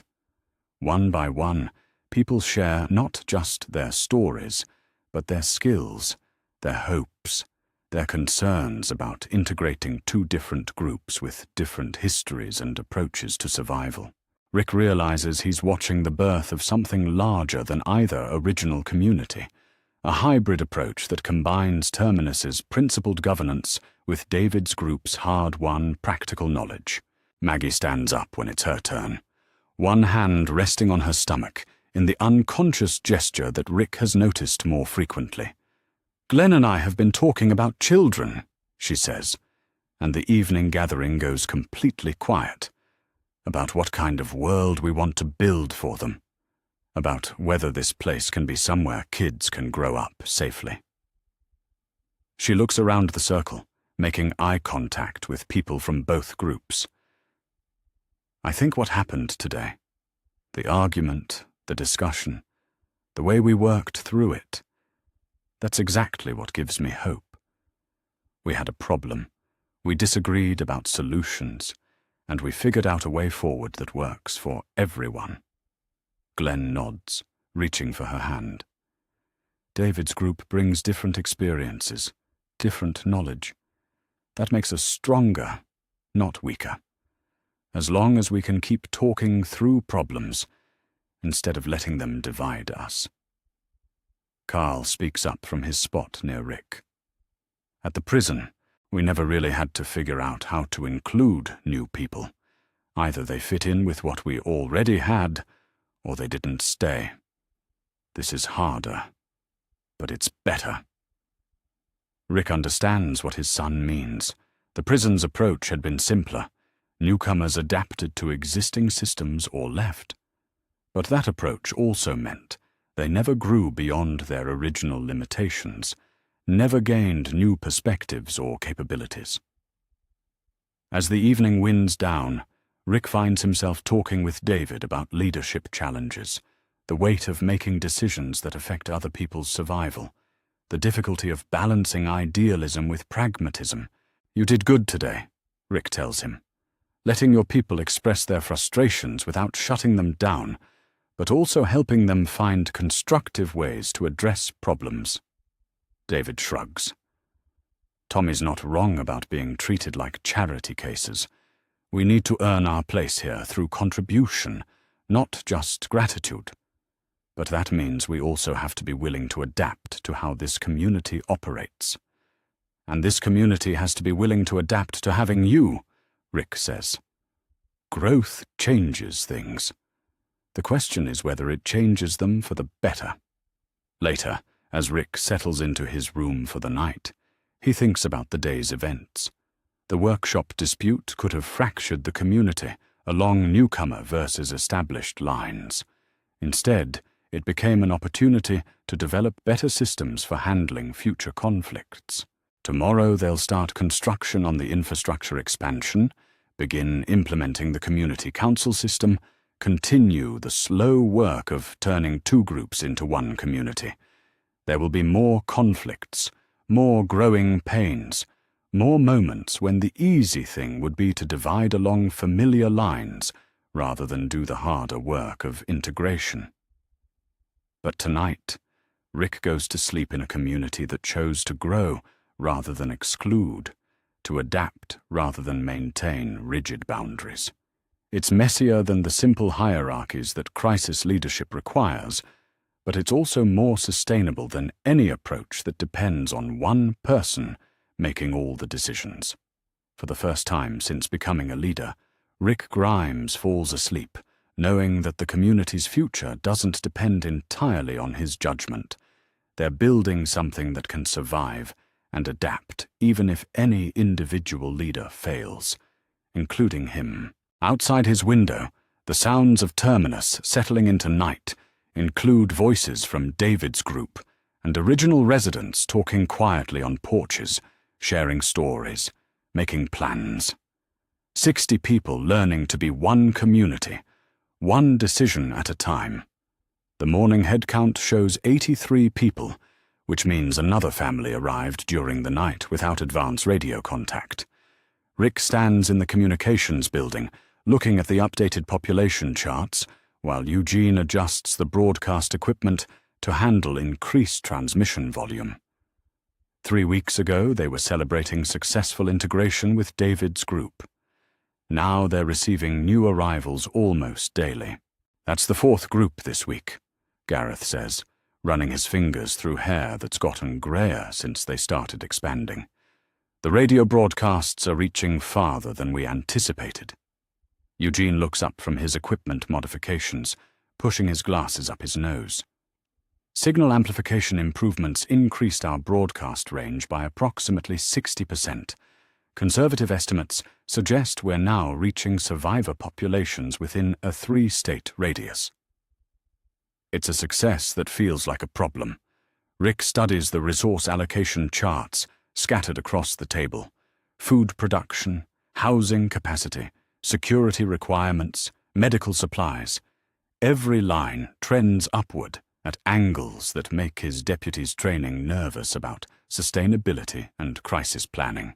How many can we actually support? Rick asks. Gareth spreads his hands in a gesture that acknowledges the complexity of the question. Depends on how fast we can expand infrastructure, how quickly new people integrate and start contributing, how much strain we can put on existing systems without something breaking. Abraham appears in the doorway, carrying folders thick with construction plans and resource projections. Just finished the housing assessment, he says, settling the papers on the table. We can accommodate maybe 20 more people in temporary housing, but after that we're looking at serious overcrowding until the new residential buildings are complete. The construction timeline is ambitious, but realistic. 6 weeks to complete the first new housing block, 12 weeks for the expanded workshop and storage facilities. But 12 weeks assumes no major crises, no significant labor shortages, no supply chain disruptions in a world where supply chains depend on scavenging and trading with other survivor communities. Carl enters the communications building with the confident stride of someone who's found his place in the community's hierarchy. At 16, he's become one of Terminus's most valuable assets for orienting new arrivals, especially families with children who need someone closer to their own age to help them understand how this place works. The Patterson family is settling in okay, Carl reports. Kids are scared but adapting. Parents are asking about work assignments and permanent housing timeline. Rick feels the familiar pride watching his son handle responsibilities that would have been unthinkable 3 years ago. Carl has grown into the kind of person who makes frightened children feel safe, who can explain community rules without making them sound like restrictions, who bridges the gap between adult authority and peer understanding. Any problems? Gareth asks. Nothing serious. The youngest kid is having nightmares. Been on the road for 3 months since their last community fell apart. But Bob's working with the family on that. Michonne joins them from the direction of the main gate, carrying the particular alertness that comes from managing security for a rapidly growing population. Just completed patrol assignments for the expanded perimeter, she says, unrolling a hand-drawn map marked with colored pins. We're stretching our experienced people thin, trying to cover the additional territory. The security challenges multiply with each new arrival. More people means larger defensive perimeters, more entry points to monitor, more potential for internal conflicts, more complexity in distinguishing between residents and threats. Michonne has been developing protocols for managing security in a growing community. But protocols only work if you have enough trained people to implement them. What about recruiting from the new arrivals? Abraham suggests. David's group has some people with military or law enforcement backgrounds. Already working on it, Michonne says. But training takes time, and trust takes longer. I'm not putting someone on patrol until I know how they handle stress and uncertainty. The conversation is interrupted by commotion from the main courtyard. Raised voices, not quite argument, but heading in that direction. Rick follows the others outside to find 2 groups of newcomers in heated discussion about resource allocation, specifically who gets access to the limited shower facilities during peak hours. It's the 3rd such dispute this week, and Rick recognizes the pattern. Individual conflicts about small things that represent larger tensions about fairness, hierarchy, and who gets to make decisions about shared resources. The kind of friction that's inevitable when you're trying to blend multiple groups of traumatized people into a single functioning community. Darrell emerges from the workshop building, wiping motor oil from his hands and bringing his particular perspective on group dynamics. Getting crowded in here, he observes, watching the argument unfold. Maybe it's time to think about spreading out some. It's a practical suggestion that addresses multiple problems simultaneously. Population pressure, resource strain, security vulnerabilities from having everyone concentrated in one location.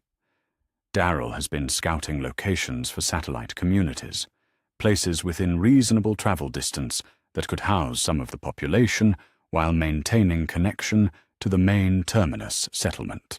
Satellite communities would need their own leadership structures, Rick points out. People willing to take responsibility for smaller groups, infrastructure to support independent operations. Got people who could handle it, Darrell says. David's shown he knows how to lead a community. Some of the other group leaders who've arrived recently have experience managing resources and making decisions. Gareth looks thoughtful as he watches the shower dispute resolve itself through negotiation and compromise. It would reduce pressure here, he admits, but it also means we're betting on our ability to maintain coordination between multiple locations. That afternoon, the Community Council meets for its first official session since being established. Rick finds himself in the unfamiliar position of being one voice among many rather than the final authority on major decisions. The council includes representatives from each of the major groups that have joined Terminus, along with specialists in key areas like medical care, security, and resource management. The agenda is overwhelming: housing expansion timeline, resource allocation protocols, satellite community establishment, new arrival processing procedures, conflict resolution systems. Each item represents hours of discussion and complex trade-offs between competing priorities.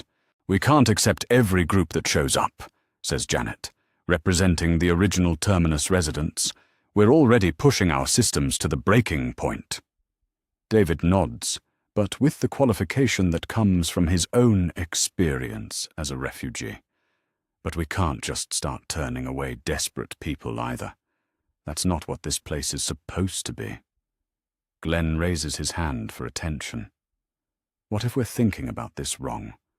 What if instead of just growing Terminus bigger, we help people establish their own communities using what we've learned here? Maggie shifts beside him, one hand resting on her stomach in the gesture that's become more noticeable as her pregnancy progresses.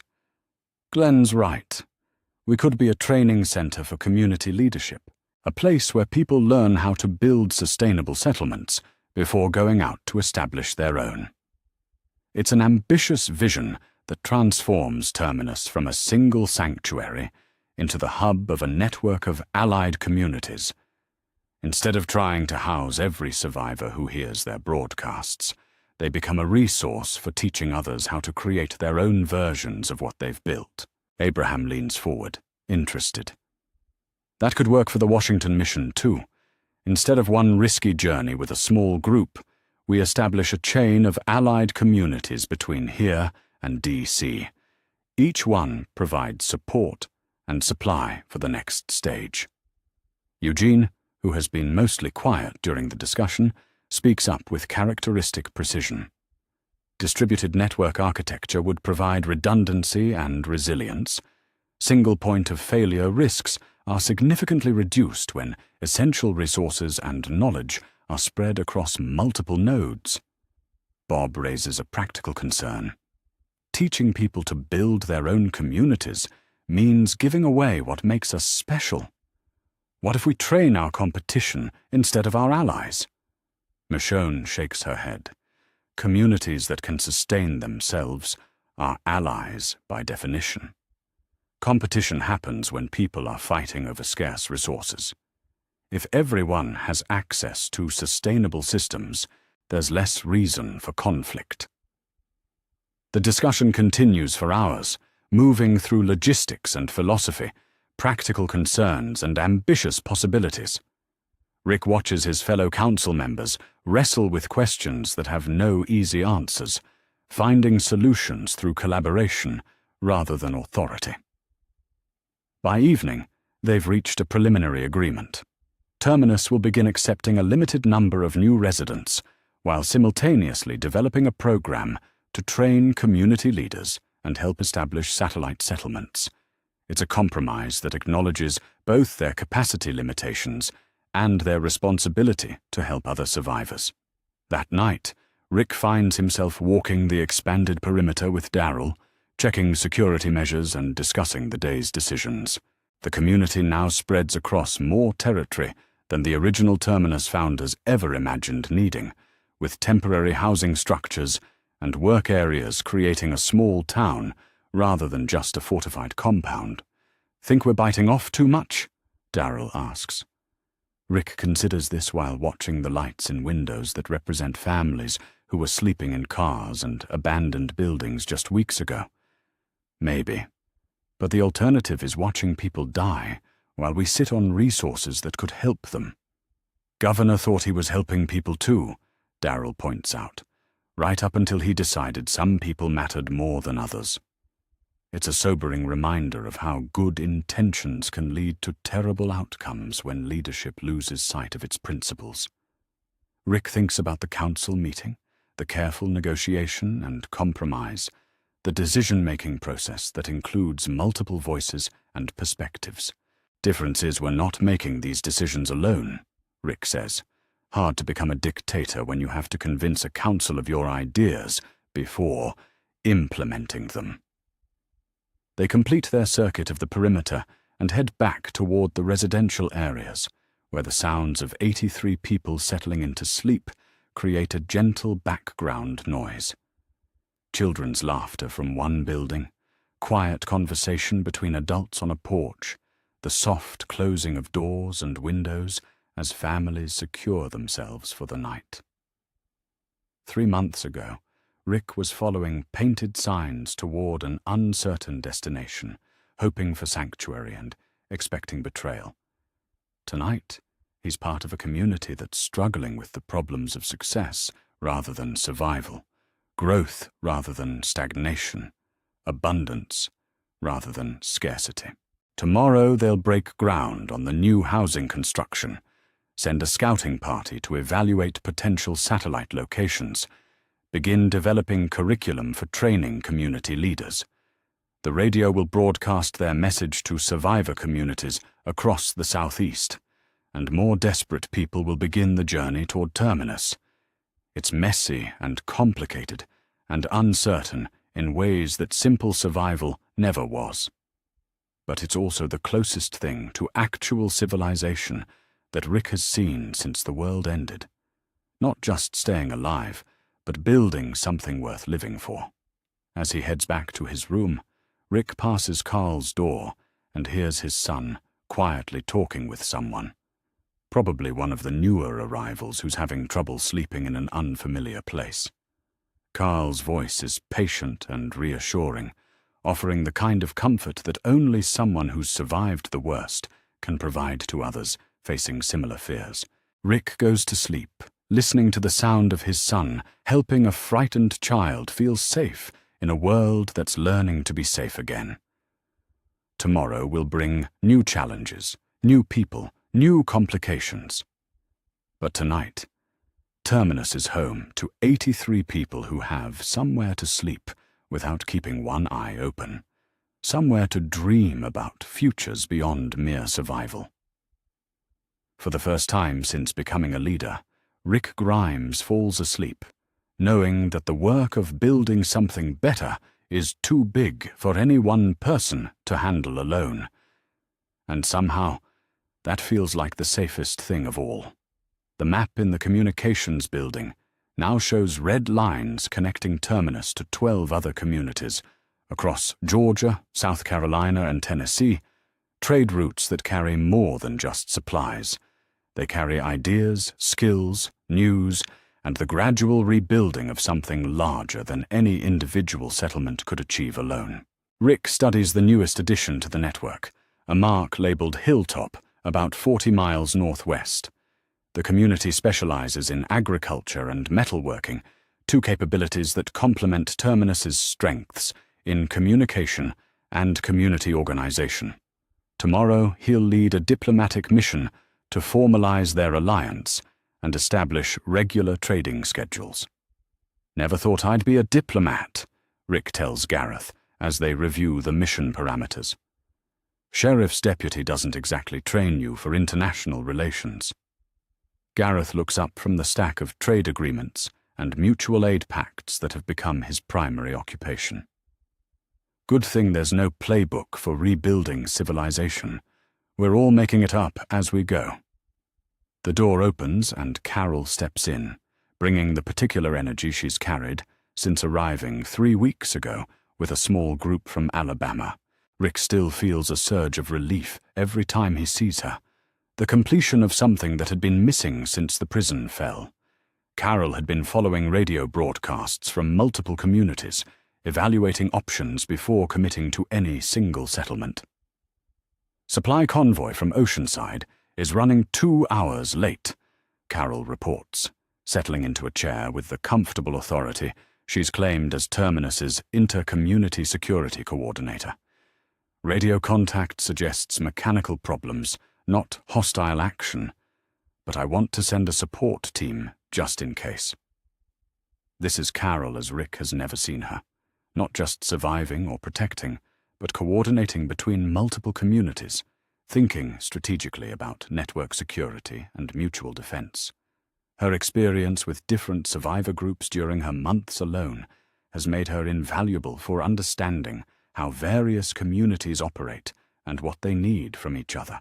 Daryl appears in the doorway, as if summoned by Carol's presence, their partnership resuming as naturally as if they'd never been separated. "Support team's ready," he says.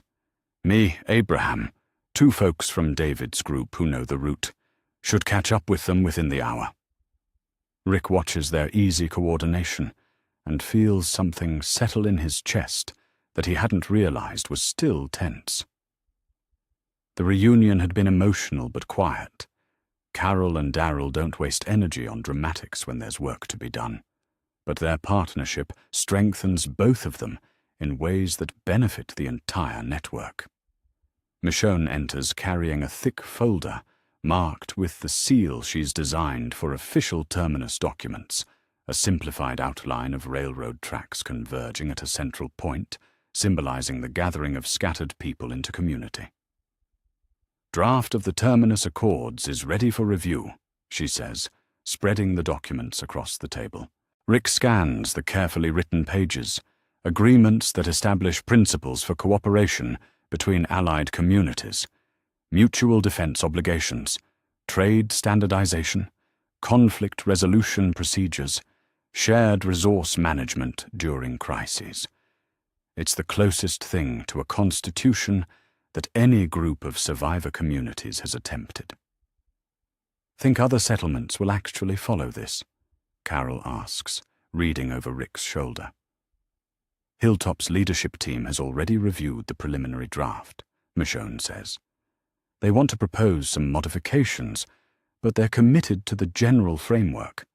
Oceanside and the Savannah Group have indicated strong interest. It's ambitious in a way that would have seemed impossible when they first arrived at Terminus. Not just individual communities surviving independently, but a network of settlements coordinating resources and responsibilities, sharing knowledge and capabilities across hundreds of miles of territory." Carl appears in the doorway, no longer the boy who arrived at Terminus 5 months ago, but a young man whose opinions carry weight in community discussions. "The youth exchange program is ready to launch," he announces. 5 kids from here going to spend a month at Hilltop learning metalworking, 3 of their teenagers coming here to study radio communications and community mediation. The youth exchange represents something unprecedented in the post-apocalypse world. Young people traveling between communities not as refugees or traders, but as students, building relationships and skills that will strengthen the network for decades to come. "Any concerns from the families?" Rick asks. The idea of sending children beyond Terminus's protected boundaries still makes his protective instincts nervous, even when he knows intellectually that the Alliance communities are safe. Carl shakes his head. "Everyone's excited. Kids see it as adventure. Parents recognize the educational value. Plus, it's only a month, and we'll have regular radio contact throughout." That afternoon, the community gathers for Glenn and Maggie's wedding ceremony, not because they weren't already committed to each other, but because they want to celebrate their partnership in a context of hope and permanence that the prison never allowed. Representatives from 4 allied communities have made the journey to Terminus for the occasion. Rick watches Maggie walk toward Glenn, wearing a dress that Mary spent weeks sewing from fabric traded with the textile specialists at the Savannah settlement. Glenn's suit came from the same trade network, along with rings that the hilltop metalworkers crafted from silver recovered from abandoned jewelry stores. It's not just a wedding. It's a demonstration of what the allied communities can accomplish when they work together. A celebration that required coordination between multiple settlements, trade relationships, and the luxury of planning for joy rather than just survival. Bob officiates the ceremony with the gentle authority he's brought to his role as Terminus's medical network coordinator. His responsibilities now extend far beyond the boundaries of their community, providing telemedicine consultation to settlements across the region and coordinating medical supply distribution based on need rather than just proximity. Glenn and Maggie represent something essential about what we're building here, Bob says to the gathered crowd. Not just individual survival, but the possibility of futures worth celebrating. Children who'll grow up in a world where communities support each other instead of competing for resources. As if summoned by his words, Maggie's hand moves unconsciously to her stomach, now visibly showing her pregnancy. The first baby to be born into the Alliance network, representing hope and continuity in ways that extend far beyond any single community. Sasha speaks next, describing the communication network she's helped establish between settlements. Every night at sunset, 12 communities check in with each other, she says, sharing news, coordinating supply needs, providing support for communities facing challenges. We're not just surviving separately anymore. We're building something together. The ceremony concludes with music. Actual music, performed by a small group that includes musicians from 3 different communities. It's been years since Rick heard live music played for the joy of it, rather than as distraction from fear or boredom. That evening, the wedding celebration continues with food contributed by multiple communities, stories shared between settlements, and planning sessions for expanding the Alliance network. Representatives from Oceanside describe their fishing and salt production capabilities. The hilltop delegates explain their agricultural techniques and metalworking innovations. Abraham stands before the mixed crowd, describing the Washington, D.C. mission that has evolved from desperate journey to systematic expedition. Instead of one small group hoping to find government survivors, we're planning a coordinated mission with support from every allied community, he says. Supply staging at multiple waypoints, communication relays, fallback positions if the primary objective proves impossible. Eugene nods enthusiastically, his technical expertise now serving the entire network rather than just one community. Distributed mission architecture significantly improves success probability while reducing individual risk exposure. We're not betting everything on one attempt. We're building infrastructure that serves multiple objectives simultaneously. The Washington mission represents the Alliance Network's first major collaborative project, something too ambitious for any single community to attempt, but achievable, when 12 settlements coordinate their resources and capabilities. Later that evening, Rick finds himself on the expanded perimeter with Carol and Darrell, discussing security challenges that scale beyond individual community defense. The Alliance Network creates new vulnerabilities, trade routes to protect, communication systems to secure, coordination between settlements that could be disrupted by hostile groups. Heard rumors about a group calling themselves the Whisperers, Carol says, her voice carrying the particular tension she reserves for genuine threats. Communities west of here have reported strange encounters. People who dress like walkers, move with herds, seem to coordinate attacks. It's the kind of evolved threat that Rick knows was inevitable. Hostile groups that have adapted to the post-apocalypse world with strategies beyond simple raiding and intimidation. The Alliance Network's success makes them a larger target for anyone who believes that cooperation is weakness. We'll need to address this at the next Inter-Community Council meeting, Darrell says. Share intelligence, coordinate defensive strategies. Can't let one group pick off communities individually. As they complete their patrol circuit, Rick thinks about the transformation of his role over these past months. From desperate refugee to community member to diplomatic representative to network coordinator. Each expansion of responsibility has required new skills, new ways of thinking about leadership and cooperation. The celebration continues in the main courtyard, where representatives from 12 communities share food and stories and plans for the future. Children from multiple settlements play together, while adults discuss trade agreements and mutual defense pacts. 4 months ago, Rick was following painted signs toward an uncertain sanctuary, hoping for safety and expecting betrayal. Tonight, he's part of a network that spans 3 states, coordinator of diplomatic missions that forge alliances between communities that individually seemed impossible but collectively feel inevitable. Abraham finds Rick near the communications building, where Sasha is coordinating the nightly check-ins with allied settlements. "You know what's remarkable?" Abraham says, watching the evening reports come in from communities across the region. "We're not just rebuilding what existed before, we're building something better." Rick nods, listening to voices crackling over the radio from settlements dozens of miles away.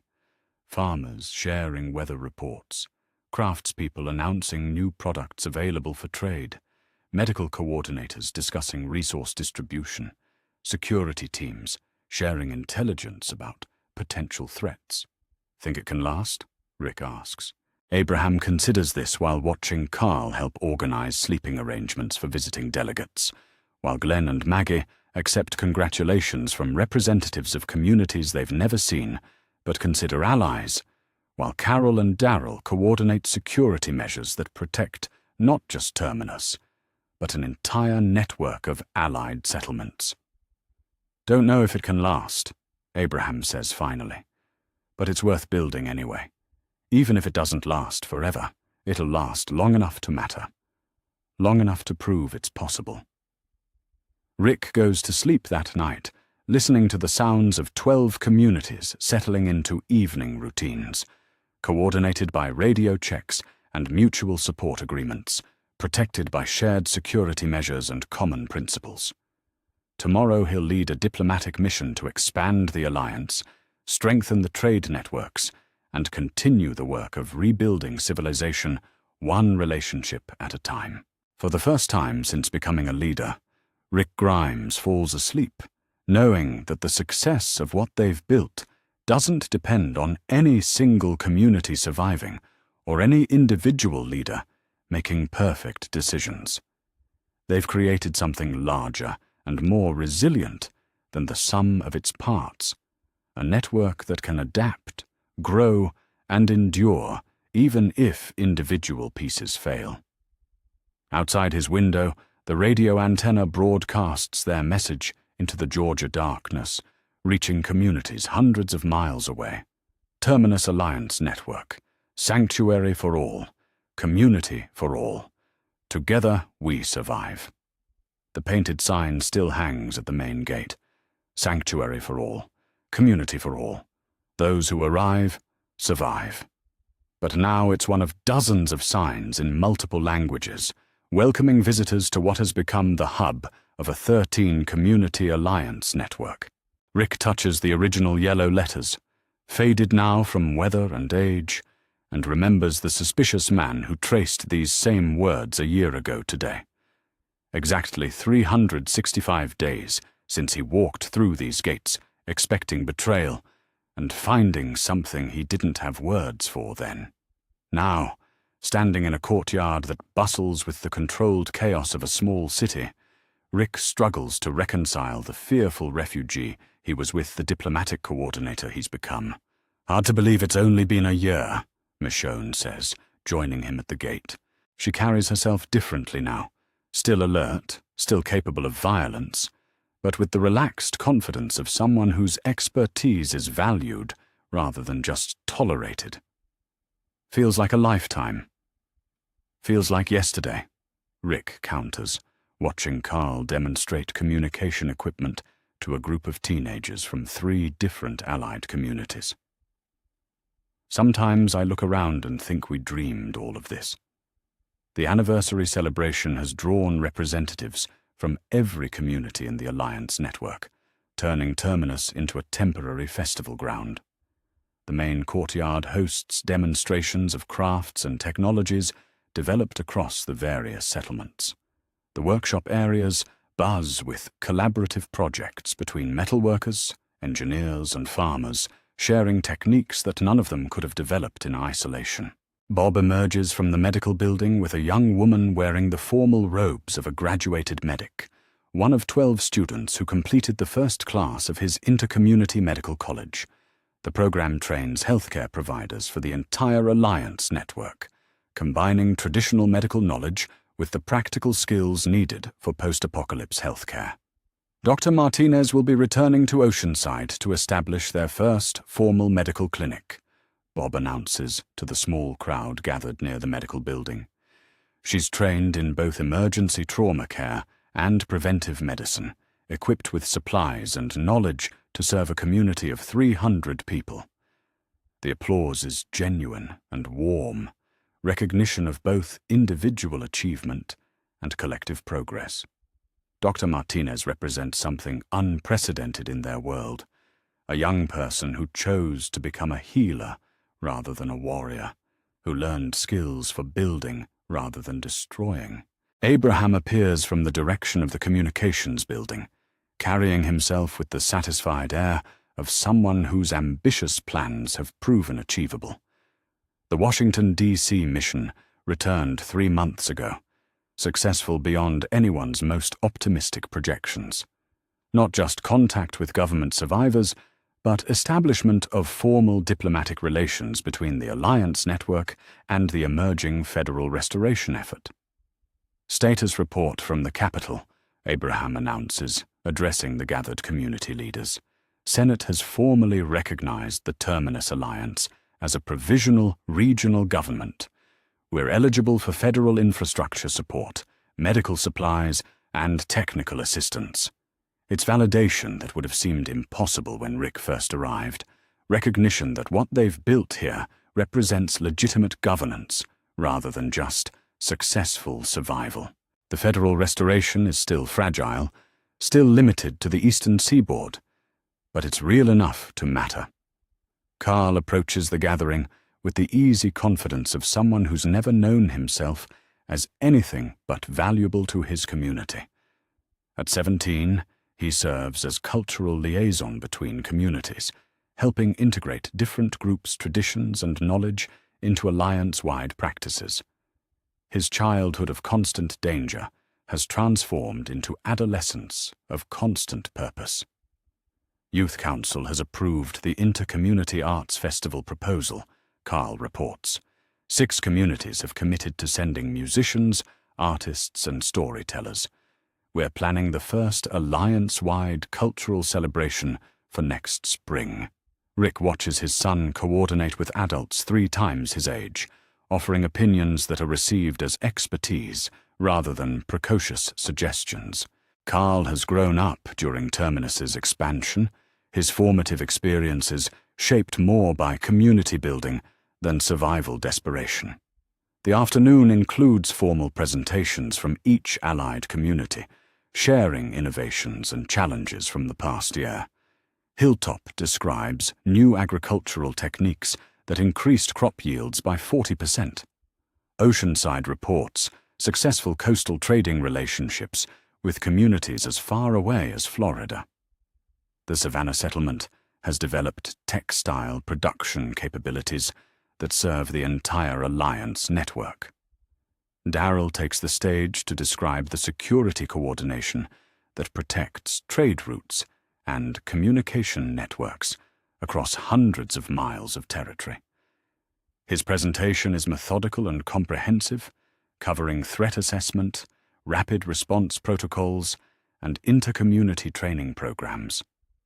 The man who once trusted no one beyond his immediate family now coordinates protection for thousands of people across multiple states.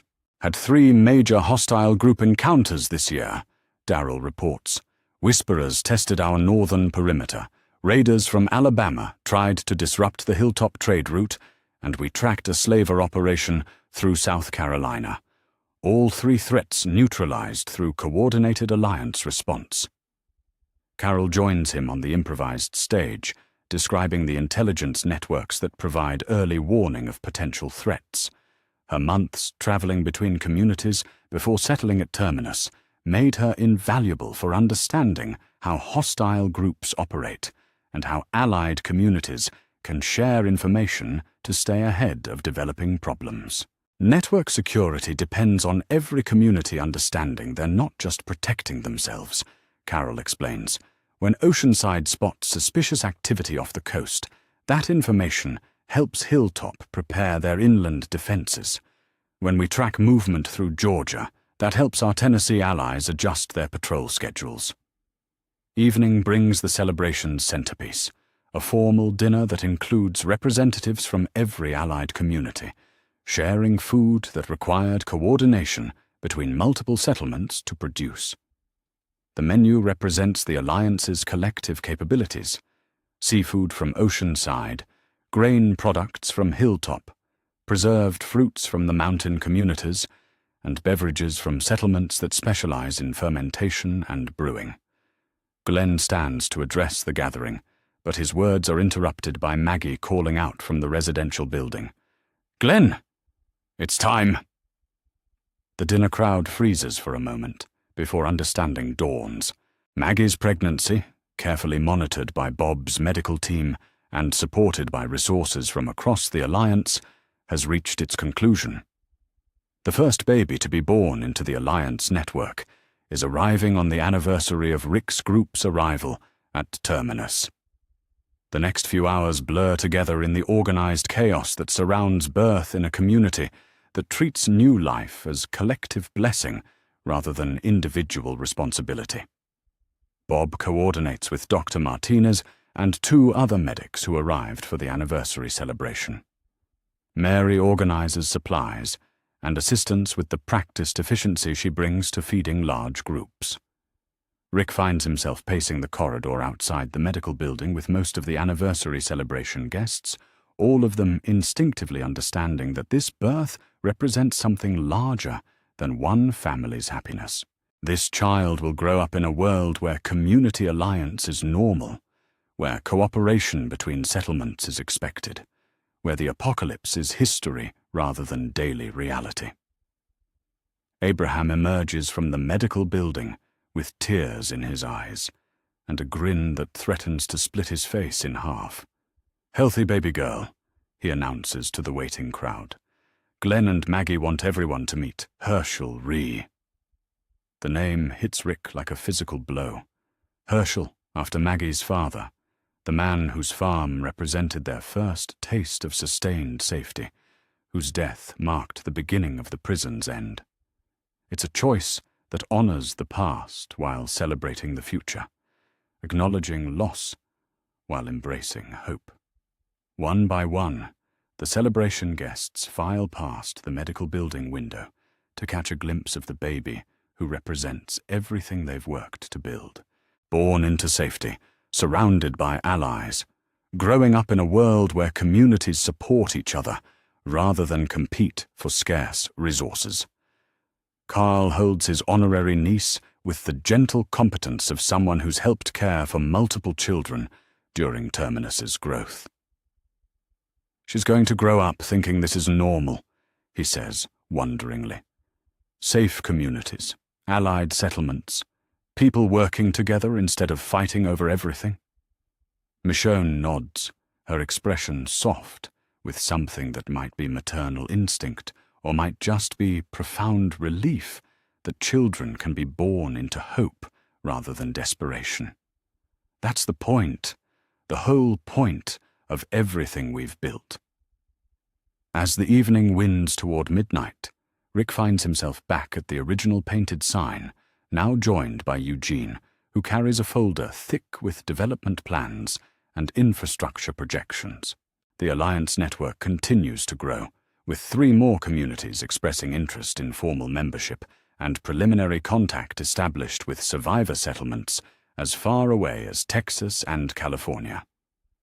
Statistical analysis suggests we're approaching sustainable growth equilibrium, Eugene reports with characteristic precision. Population growth balanced by resource expansion, security challenges managed through coordinated response, technological development shared across the entire network. Think it can last? Rick asks, echoing Abraham's question from months ago. Eugene adjusts his glasses, considering the question with the thoroughness he brings to all analytical problems. Historical precedents suggest that successful governance structures adapt rather than simply endure. What we've built here will change, evolve, face challenges we haven't anticipated, but the fundamental principles, cooperation over competition, shared prosperity over individual accumulation, those have proven remarkably resilient. Later that night, Rick walks the expanded perimeter one final time, listening to the sounds of 13 communities settling into sleep across hundreds of miles of territory. Radio chatter carries status reports, friendly conversations, and coordination for tomorrow's activities. Children's laughter echoes from residential buildings that house families from 6 different communities. A year ago, Rick Grimes followed painted signs toward an uncertain destination, carrying nothing but weapons and suspicion, and the desperate hope that his family might somehow survive. Tonight, he goes to sleep in a room with windows that open to courtyards where children play safely, in a community that serves as governmental hub for 13 allied settlements, in a network that spans 3 states and continues growing. His son has grown up in peace rather than violence.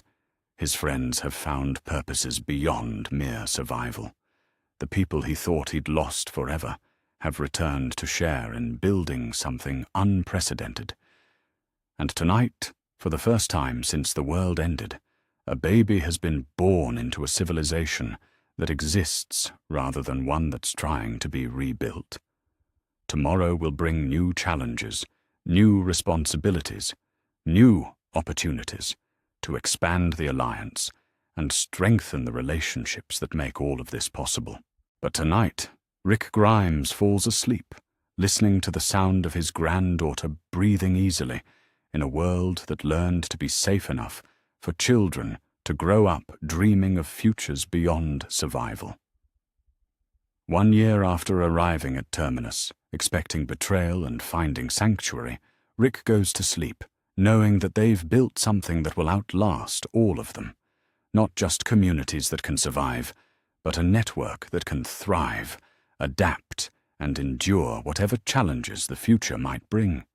The painted sign at the gate still promises sanctuary for all who arrive, but now it's backed by the resources and relationships of 13 allied communities, protected by coordinated security networks, and sustained by the cooperative principles that turned desperate refugees into architects of restored civilization. Outside his window, the radio antenna broadcasts into the night. Terminus Alliance Network. 1 year strong. Sanctuary for all. Community for all. Together we survive. Together we thrive. 3-month-old Herschel Rhee sleeps peacefully in the crib that Abraham built from salvaged oak, her tiny fingers curled around a stuffed rabbit that Mary sewed from fabric traded with the textile cooperative in Savannah. She has never heard the moan of walkers, never felt hunger that couldn't be satisfied, never known fear that safety might disappear without warning. Rick watches his granddaughter sleep and wrestles with questions that would have seemed absurd 18 months ago.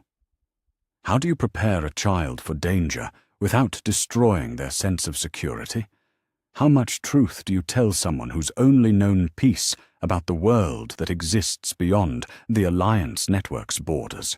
Carl enters the nursery with the quiet competence of someone who's helped care for dozens of children during Terminus's expansion, but his approach to baby Herschel carries the particular tenderness of family connection.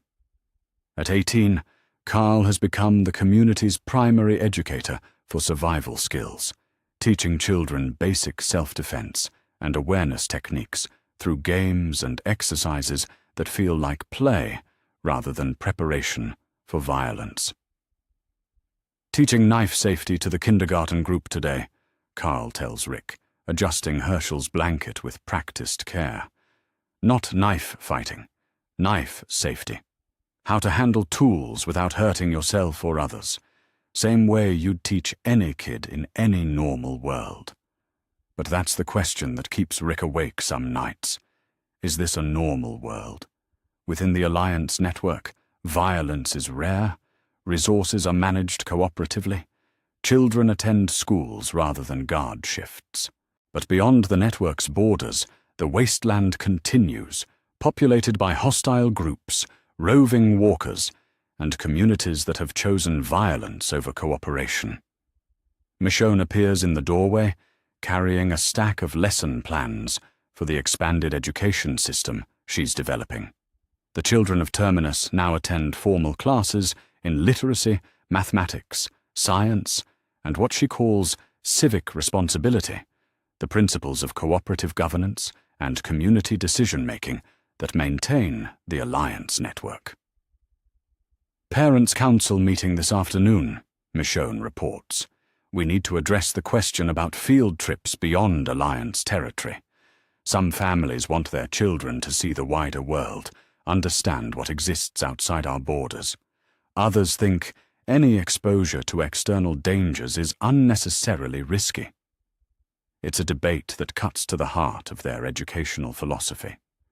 Do children raised in safety need to understand danger to appreciate security?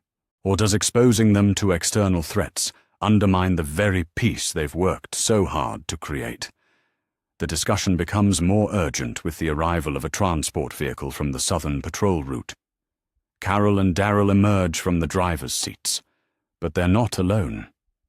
4 children between the ages of 8 and 14 climb out of the back, carrying the particular wariness of kids who've survived on their own after losing their families. Rick recognizes the expression in their eyes. Hypervigilance, masked by practiced compliance. The look of children who've learned to assess every new situation as potentially life-threatening. It's an expression he remembers from Carl's face during their worst days, and seeing it again reminds him why they've worked so hard to build something better. Bob approaches the group with the gentle authority he brings to all medical assessments, but his evaluation goes beyond physical health. These children have been living rough for weeks, surviving through skills that no child should need to develop. They're malnourished, exhausted, and carrying trauma that will take months or years of safety to heal. Their parents' community was overrun by a group calling themselves the Saviors. Carol explains quietly to Rick, while Daryl helps the children settle into temporary housing. Kids escaped into the woods, been taking care of each other ever since. Oldest one, Sarah, she's been making all the survival decisions for the group. Sarah stands apart from the other children, shoulders squared and eyes constantly moving, assessing exits and potential threats with the automatic vigilance of someone who's had to keep others alive through her own alertness. She's 14, the same age Carl was when they arrived at the prison, carrying responsibilities that should belong to adults. The contrast between Sarah and the Terminus children is striking.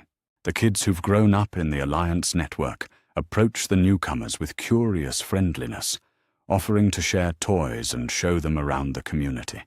They have no context for the kind of survival skills Sarah's group has developed, no understanding of why someone their age might flinch at sudden movements or insist on sleeping near exits.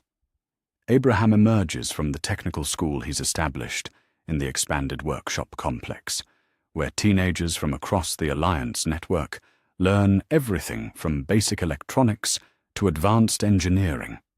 The curriculum combines practical skills with theoretical knowledge, preparing young people to maintain and expand the technological infrastructure that supports their communities. Got some of the older kids working on radio relay construction, Abraham reports, teaching them how communication networks actually function, not just how to use them. Figure if they understand the underlying systems, they can adapt and improve them as they grow up. Eugene joins him, carrying blueprints for an ambitious project, a library and research center designed to preserve scientific and technical knowledge for future generations. The building will house not just books and documents, but workshop space for experimentation and development, ensuring that the next generation can build on their achievements rather than just maintaining them. Knowledge preservation is critical for long-term civilization sustainability, Eugene explains, spreading the blueprints on a nearby table. We're not just teaching children to use existing technology, we're providing them with the theoretical foundation to develop new technologies as challenges arise. The afternoon brings the Parents' Council meeting that Michonne mentioned, and Rick finds himself in the unusual position of being the voice of caution rather than action. The debate focuses on whether Alliance children should be exposed to the realities of the outside world through supervised expeditions beyond the network's borders. They need to understand what we've built here, argues Janet, who now has 2 young children of her own. They need to see the alternative to cooperation, understand why the principles we've taught them matter.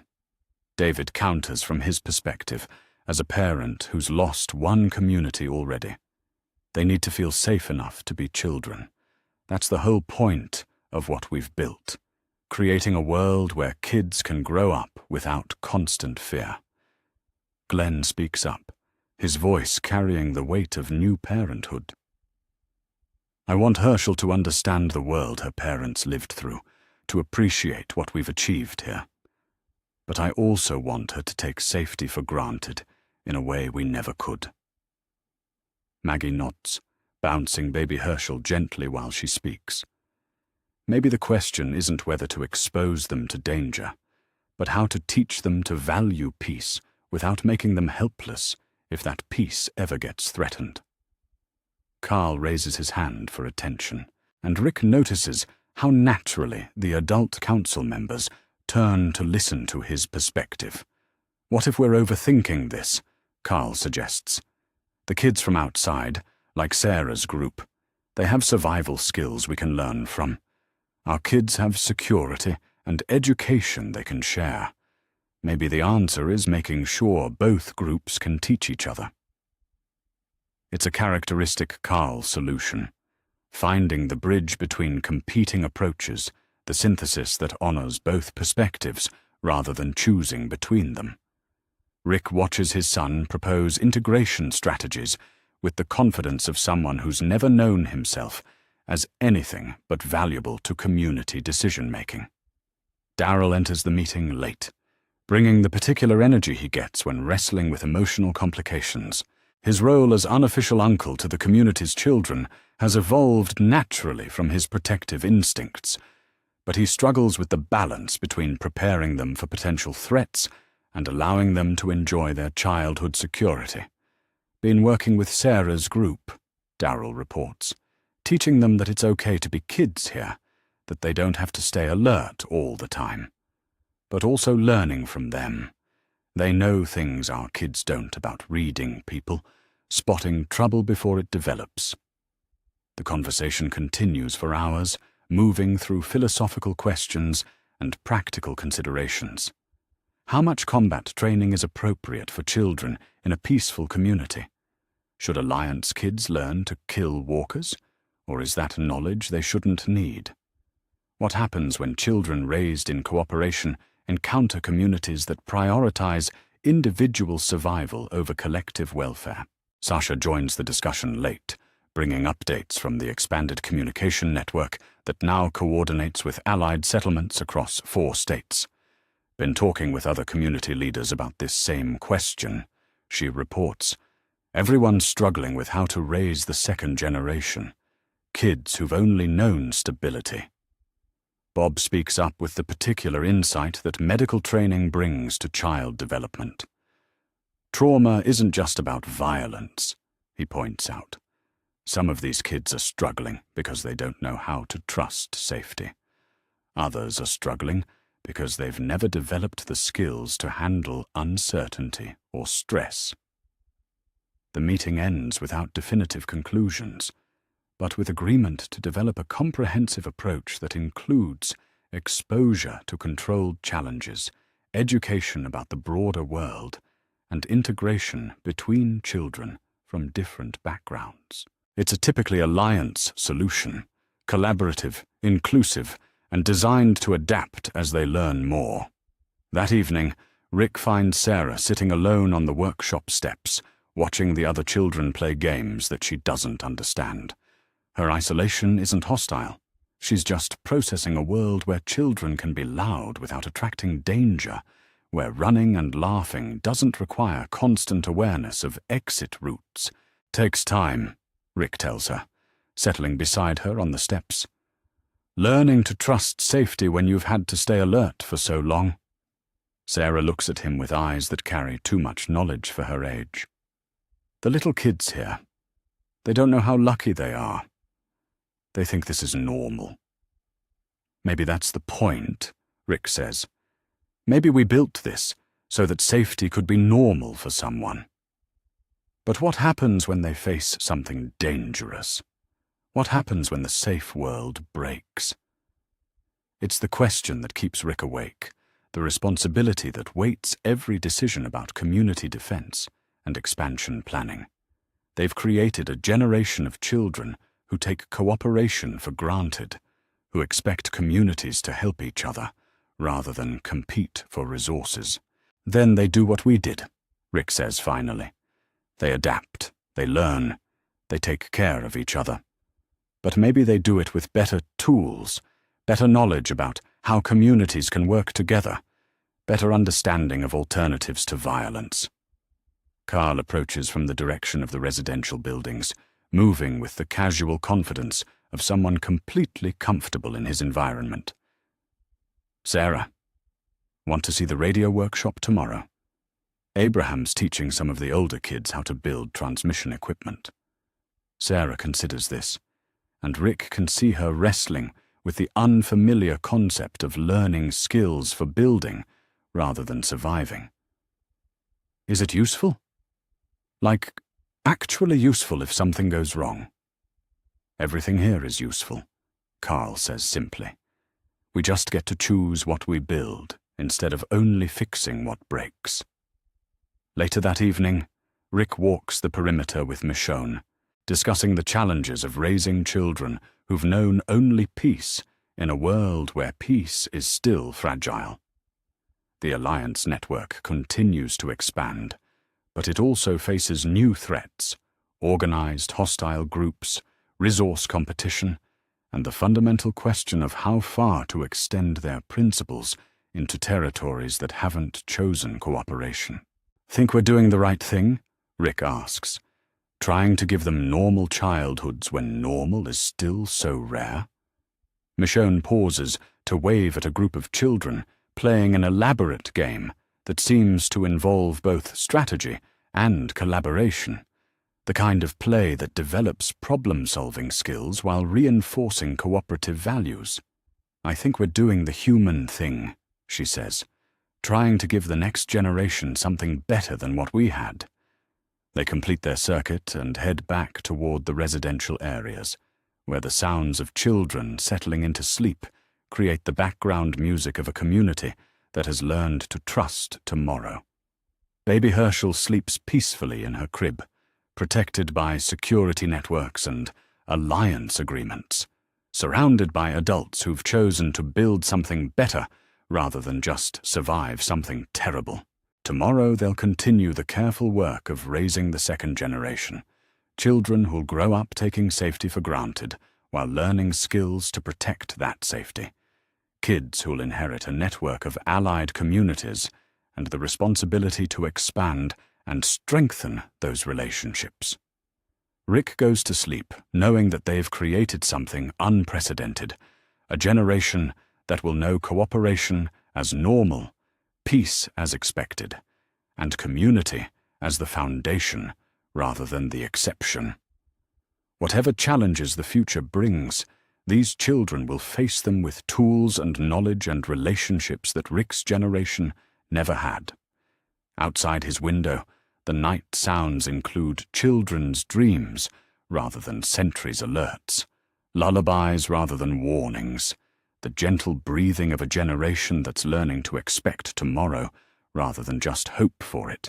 The radio crackles to life at dawn with a signal that changes everything. Clear, strong transmission from a coordinated network of communities spanning from Texas to California. Eugene adjusts the frequency controls with the careful precision he brings to all technical work, but his hands shake slightly as he fine-tunes the connection that represents something unprecedented. Proof that the Alliance network model has succeeded across multiple regions. "This is the Pacific Coast Alliance calling all Eastern networks," the voice says, professional and organized in a way that speaks to established infrastructure rather than desperate survivors. "We're coordinating a continental rebuilding summit, requesting response from any organized governmental or quasi-governmental entities." Rick stands in the communications building at 5 in the morning, listening to evidence that their small experiment in cooperative survival has grown into something approaching actual civilization. The transmission includes status reports from 43 allied communities across 6 states, coordination protocols for resource sharing that span time zones, and formal diplomatic requests for establishing inter-regional cooperation. Abraham enters carrying coffee and the particular alertness he gets when major opportunities require immediate planning. His Washington, D.C. missions have established formal relations with federal restoration efforts, but this transmission suggests something larger: coordinated governance spanning continental distances rather than just regional alliances. "Got confirmation from 3 other major networks," Abraham reports, spreading maps across the communications table. "Great Lakes Alliance, Southwest Coalition, and something called the New England Compact. They're all reporting similar development patterns, individual communities forming alliances, alliances forming regional networks seeking coordination with each other. The implications overwhelm Rick's ability to process them quickly. 2 years ago, he was following painted signs toward uncertain sanctuary. Now they're being invited to participate in what sounds like continental government restoration, the rebuilding of civilization on a scale that seemed impossible when individual survival required all their energy. Carl appears in the doorway, no longer the teenager who arrived at Terminus, but a young man whose opinions carry weight in community decision-making. At 19, he serves as cultural liaison between alliance communities, but his interests extend beyond regional coordination toward the broader questions of national rebuilding. "Been monitoring transmissions all night," Carl reports, his voice carrying excitement that Rick recognizes as dangerous. "They're talking about establishing transcontinental trade routes, coordinated research programs, standardized communication protocols, real government, not just community cooperation."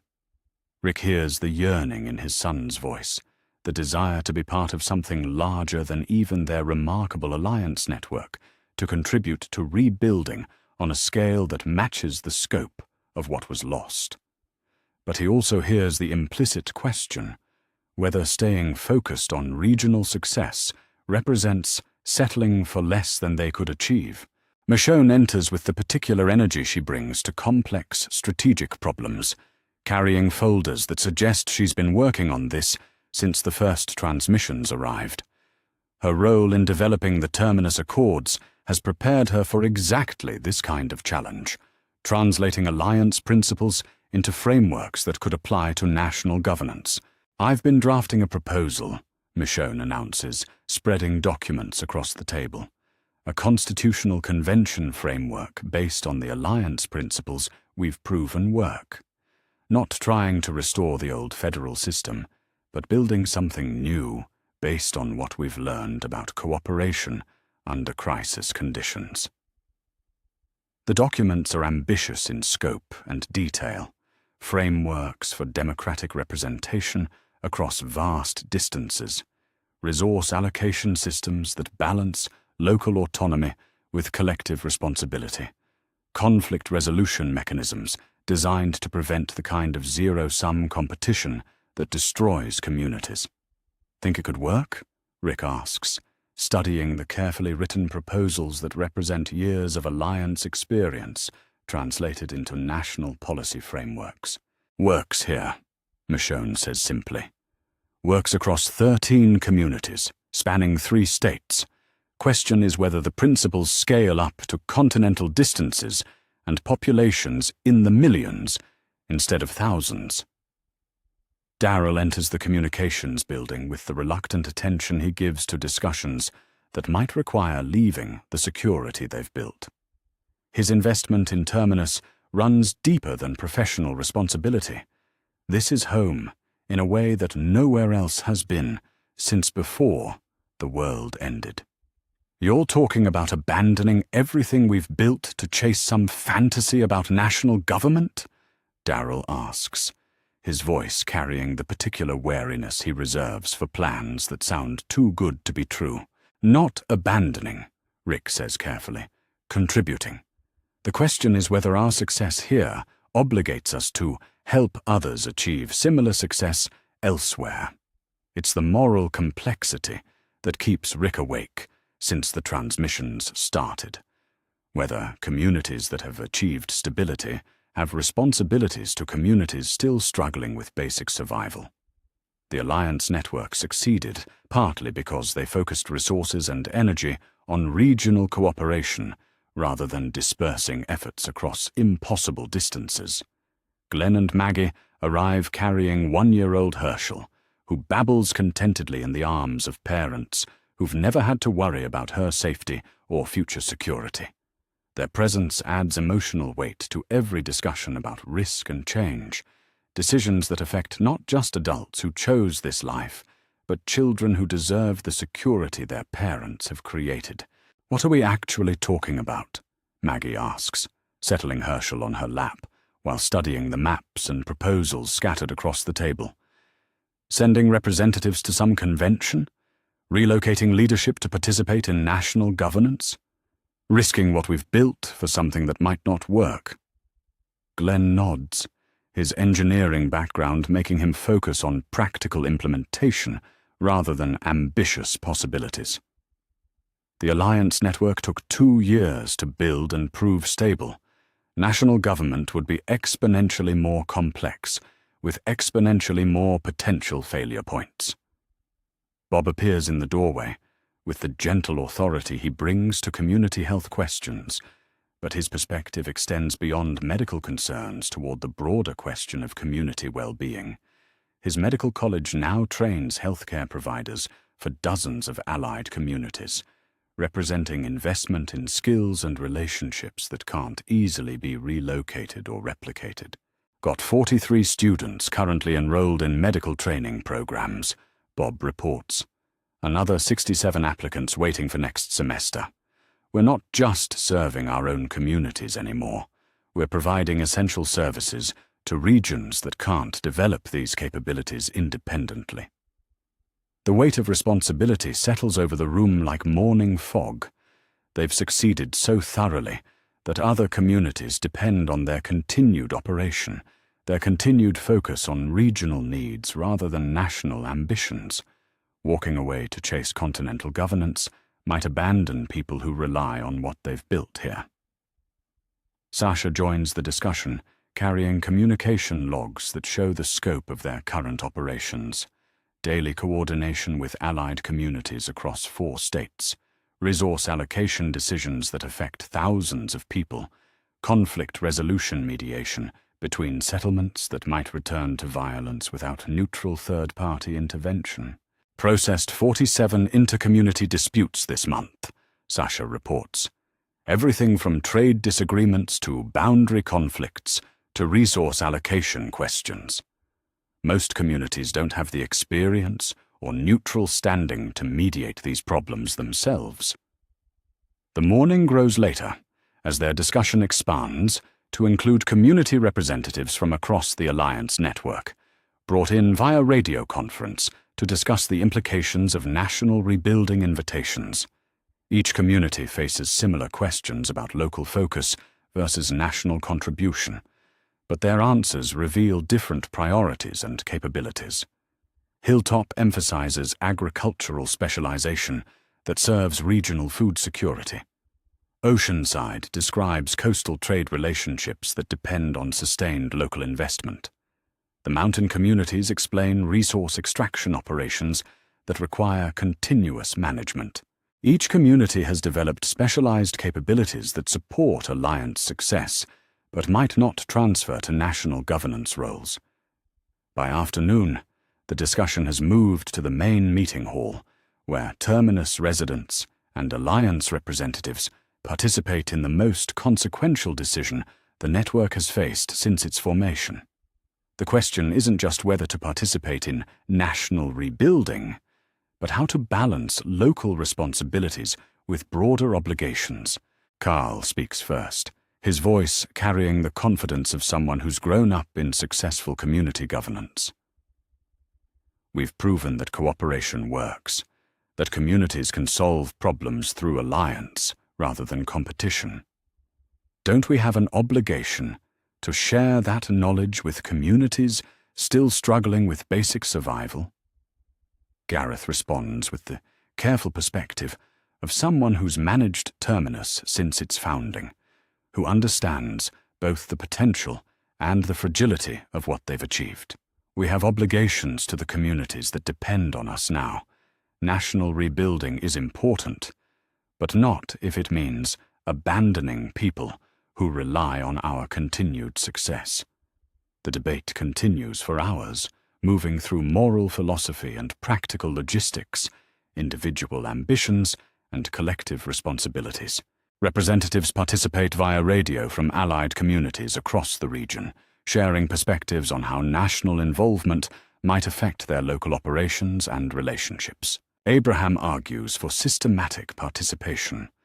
National coordination enhances rather than threatens regional success. Shared resources, coordinated research, mutual defense against threats too large for individual alliances to handle. Carroll counters with security concerns. Unknown leadership, untested systems, potential for conflict between regional and national priorities. We know our alliance works. National government is pure speculation. Eugene offers technical perspective. Communication infrastructure exists to support continental coordination. Resource allocation algorithms scale effectively across large populations. The technical challenges are manageable if the political will exists. By evening, they've reached a compromise that honors both local obligations and national opportunities. Terminus will remain as the hub of regional alliance operations while contributing specific expertise to national rebuilding efforts. Instead of relocating leadership or abandoning regional focus, they'll establish specialized teams to participate in continental coordination while maintaining their proven local systems. Rick finds himself designated as primary representative to the Constitutional Convention Michonne proposed, carrying alliance experience into national discussions while maintaining his role in regional governance. It's a solution that allows contribution without abandonment, national participation without local neglect. Carl volunteers to coordinate youth involvement in interregional cultural exchange, building relationships between young people who will inherit whatever national systems emerge from current rebuilding efforts. His role represents investment in long-term success rather than just immediate coordination. Michonne accepts responsibility for translating alliance governance principles into national policy frameworks, contributing their proven experience with cooperative decision-making to continental discussions about democratic representation and resource allocation. That evening, Rick stands on Terminus's expanded walls, looking out at territory that houses 17 allied communities and supports coordination between dozens of others across multiple states. The radio antenna broadcasts their nightly message, Terminus Alliance Network, 2 years strong, sanctuary for all, community for all. Together we thrive. But tonight, the message carries additional meaning, evidence that the principles they've proven locally can contribute to rebuilding civilization on continental scales, that local success creates both opportunity and obligation to help others achieve similar stability. 2 years ago, Rick followed painted signs toward uncertain sanctuary, hoping for safety and expecting betrayal. Tomorrow he'll participate in discussions about continental governance, representing alliance principles, in conversations about national rebuilding, contributing local experience to challenges that span time zones and include populations in the millions. The painted sign at Terminus's gate still promises sanctuary for all who arrive, but now that promise extends beyond regional borders toward the possibility of national restoration, continental cooperation, and the rebuilding of civilization based on principles of mutual aid rather than individual competition. Outside his window, baby Herschel sleeps peacefully in a world where community alliance is normal, where cooperation between settlements is expected, where the next generation will inherit not just local security, but the possibility of national stability. Tomorrow will bring new challenges on unprecedented scales. But tonight, Rick goes to sleep, knowing they've built something resilient enough to contribute to civilization's restoration while maintaining the local relationships that make that contribution meaningful. The wider world calls, and Terminus Alliance Network is ready to answer, not by abandoning what they've built, but by sharing it with others who are still building towards similar success. 5-year-old Herschel Rhee runs through the courtyard with the careless confidence of someone who has never known danger, chasing her 2-year-old brother Glenn Jr., while their parents watch from the shade of fruit trees that nobody planted for defense. The children's laughter echoes off buildings designed for education rather than fortification, past workshops where teenagers learn engineering instead of weapon maintenance, through gardens planned for beauty as well as nutrition. Rick watches his grandchildren play and struggles to reconcile this scene with his memories of the desperate man who traced painted words on a rusted sign 5 years ago. The Terminus courtyard now spans 3 times its original size, home to nearly 400 residents, and serving as governmental hub for an alliance network that coordinates 47 communities across 6 states. The painted sign still hangs at the original gate, sanctuary for all, community for all.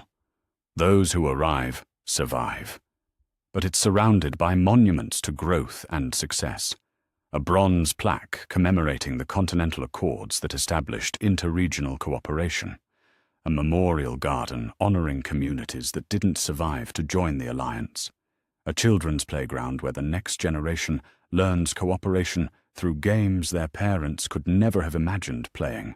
Carl approaches from the direction of the newly completed Alliance University, carrying himself with the quiet authority of someone whose opinions shape policy across multiple time zones. At 23, he serves as cultural coordinator for the Atlantic Regional Government, bridging the gap between communities that remember the apocalypse and those young enough to take cooperation for granted. Continental Assembly approved the infrastructure funding proposal, Carl reports, settling beside Rick on the bench they built together 3 years ago. Transcontinental Communication Network will be operational by next spring. Real-time coordination between Pacific and Atlantic alliances, shared resource management, coordinated response to any threats too large for individual regions. Rick nods, processing information that would have seemed like fantasy when they first arrived at Terminus. The Continental Assembly represents democratic governance spanning from California to Maine, based on alliance principles proven successful in smaller communities and scaled up through careful experimentation and gradual expansion. Michonne emerges from the federal courthouse, the first federal building constructed since the restoration began, designed according to architectural principles that emphasize transparency and accessibility rather than intimidation and exclusion. Her role as Chief Justice of the Atlantic Regional Court has evolved into something approaching national legal leadership, developing precedents that balance local autonomy with collective responsibility. Marriage licensing system is fully operational, Michonne reports, with the satisfaction of someone whose theoretical frameworks have proven practical success. Couples can marry in one alliance community and have their union recognized across the entire continental network. Property rights, parental responsibilities, inheritance laws, all standardized while respecting local cultural variations. It's the kind of bureaucratic achievement that represents civilization's return more than any dramatic rescue or victory. People can plan futures that span multiple communities, raise children with confidence in legal protections, build wealth that will transfer to the next generation according to predictable rules rather than might-makes-right survival dynamics. Daryl appears from the direction of the training facilities, where he teaches advanced security techniques to young people from across the Alliance network. His students come to learn not just combat skills, but the more complex art of maintaining peace through strength rather than intimidation, protection without paranoia. Graduate class is ready for deployment, Daryl announces, gesturing toward a group of young adults who carry themselves with confidence that comes from competence rather than aggression. 12 new peace officers trained in de-escalation, conflict mediation, and coordinated response protocols. They'll be working with communities still transitioning from survival-based governance to alliance principles. The peace officers represent something unprecedented. Law enforcement trained specifically for communities learning to trust cooperation over competition, skilled in building rather than merely maintaining order. They carry weapons but emphasize negotiation, trained to protect the vulnerable while helping potential threats find alternatives to violence. Glenn and Maggie approach with their 3 children, Herschel, Glenn Jr. and baby Beth, born just 6 months ago, into a world where newborn survival rates match pre-apocalypse standards, thanks to Bob's medical network and alliance-wide resource coordination. Their family represents the ultimate success of what they built here, people who plan for multiple children because they can assume safety, education, and community support. Housing Expansion Committee approved the university dormitory project, Glenn reports, his engineering background still contributing to infrastructure development even as his primary focus has shifted to family life.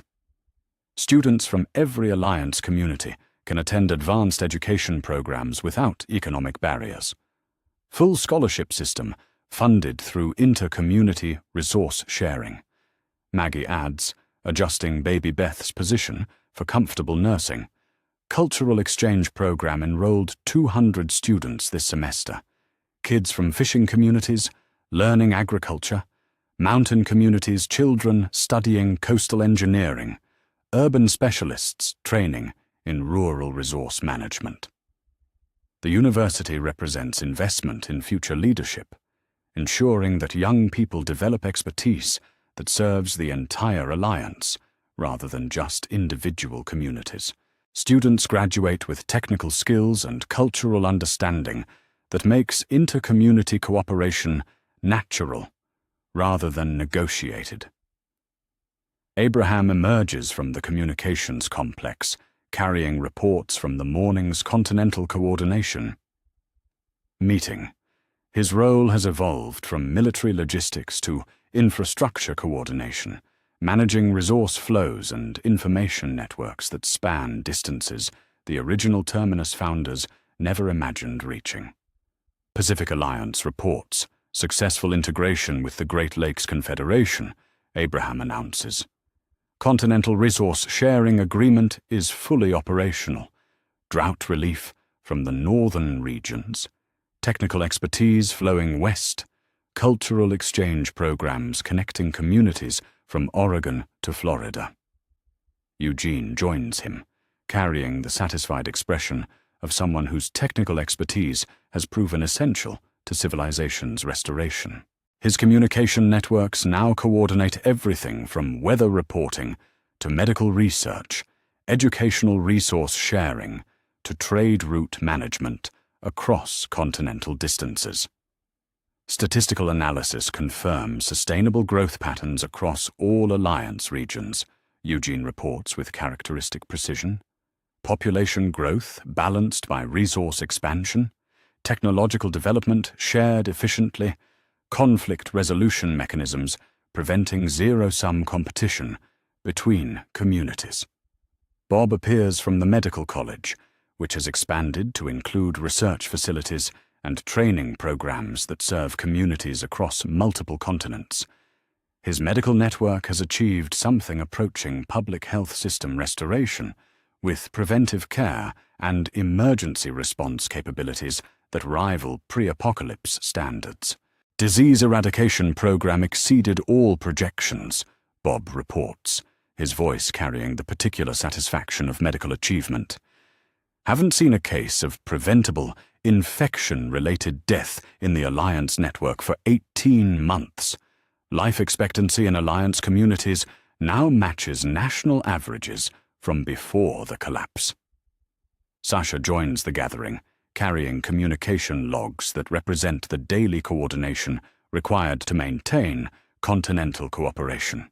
Her networks now facilitate everything from resource allocation to cultural exchange, crisis response to routine administrative coordination between communities separated by thousands of miles. Daily check-ins from 217 allied communities, Sasha reports.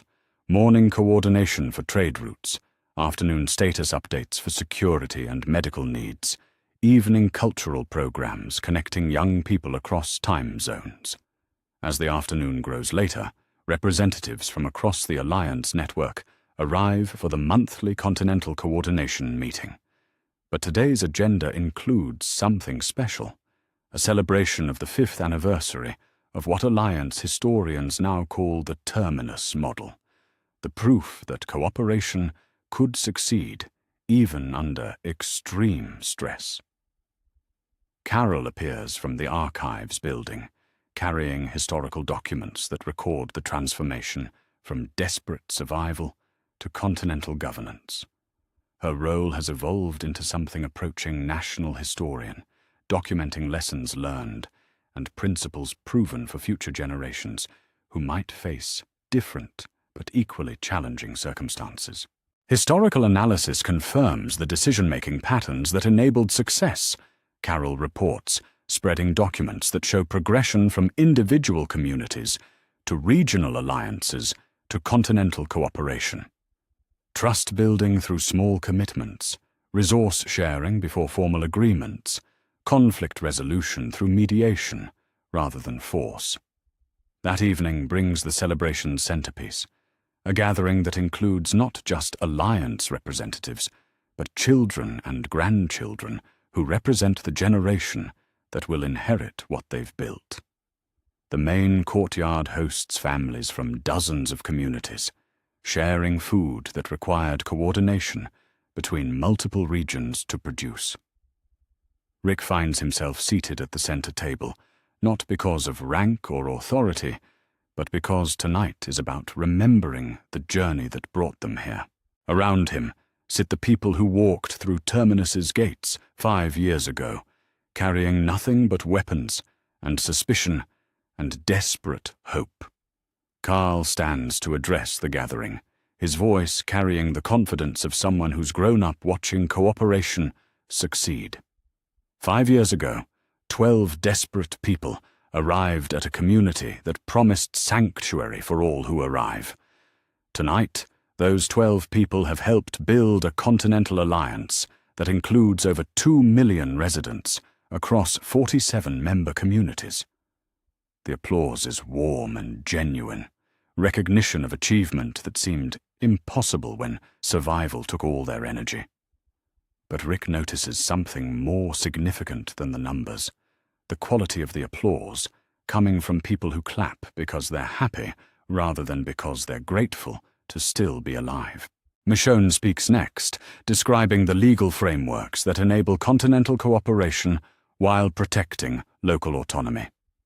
We've proven that democracy can work even under extreme stress, that people will choose cooperation over competition when they understand the benefits of mutual aid rather than zero-sum resource struggles. Daryl's contribution is characteristically brief but profound. Ain't about not being ready for trouble, about building something worth protecting, something that makes the trouble worth handling. Glenn and Maggie speak together, representing the family stability that their success has made possible. Our children will grow up assuming safety, expecting cooperation, taking for granted that communities help each other solve problems. They'll inherit not just security, but the tools and knowledge to maintain and expand what we've built together. Abraham describes the infrastructure that enables continental coordination, communication networks, transportation systems, resource allocation mechanisms that function reliably across vast distances and diverse communities. Eugene contributes technical perspective. Distributed governance systems provide redundancy and resilience. Continental coordination enhances rather than threatens local autonomy. Network effects multiply individual community capabilities beyond what any single settlement could achieve independently.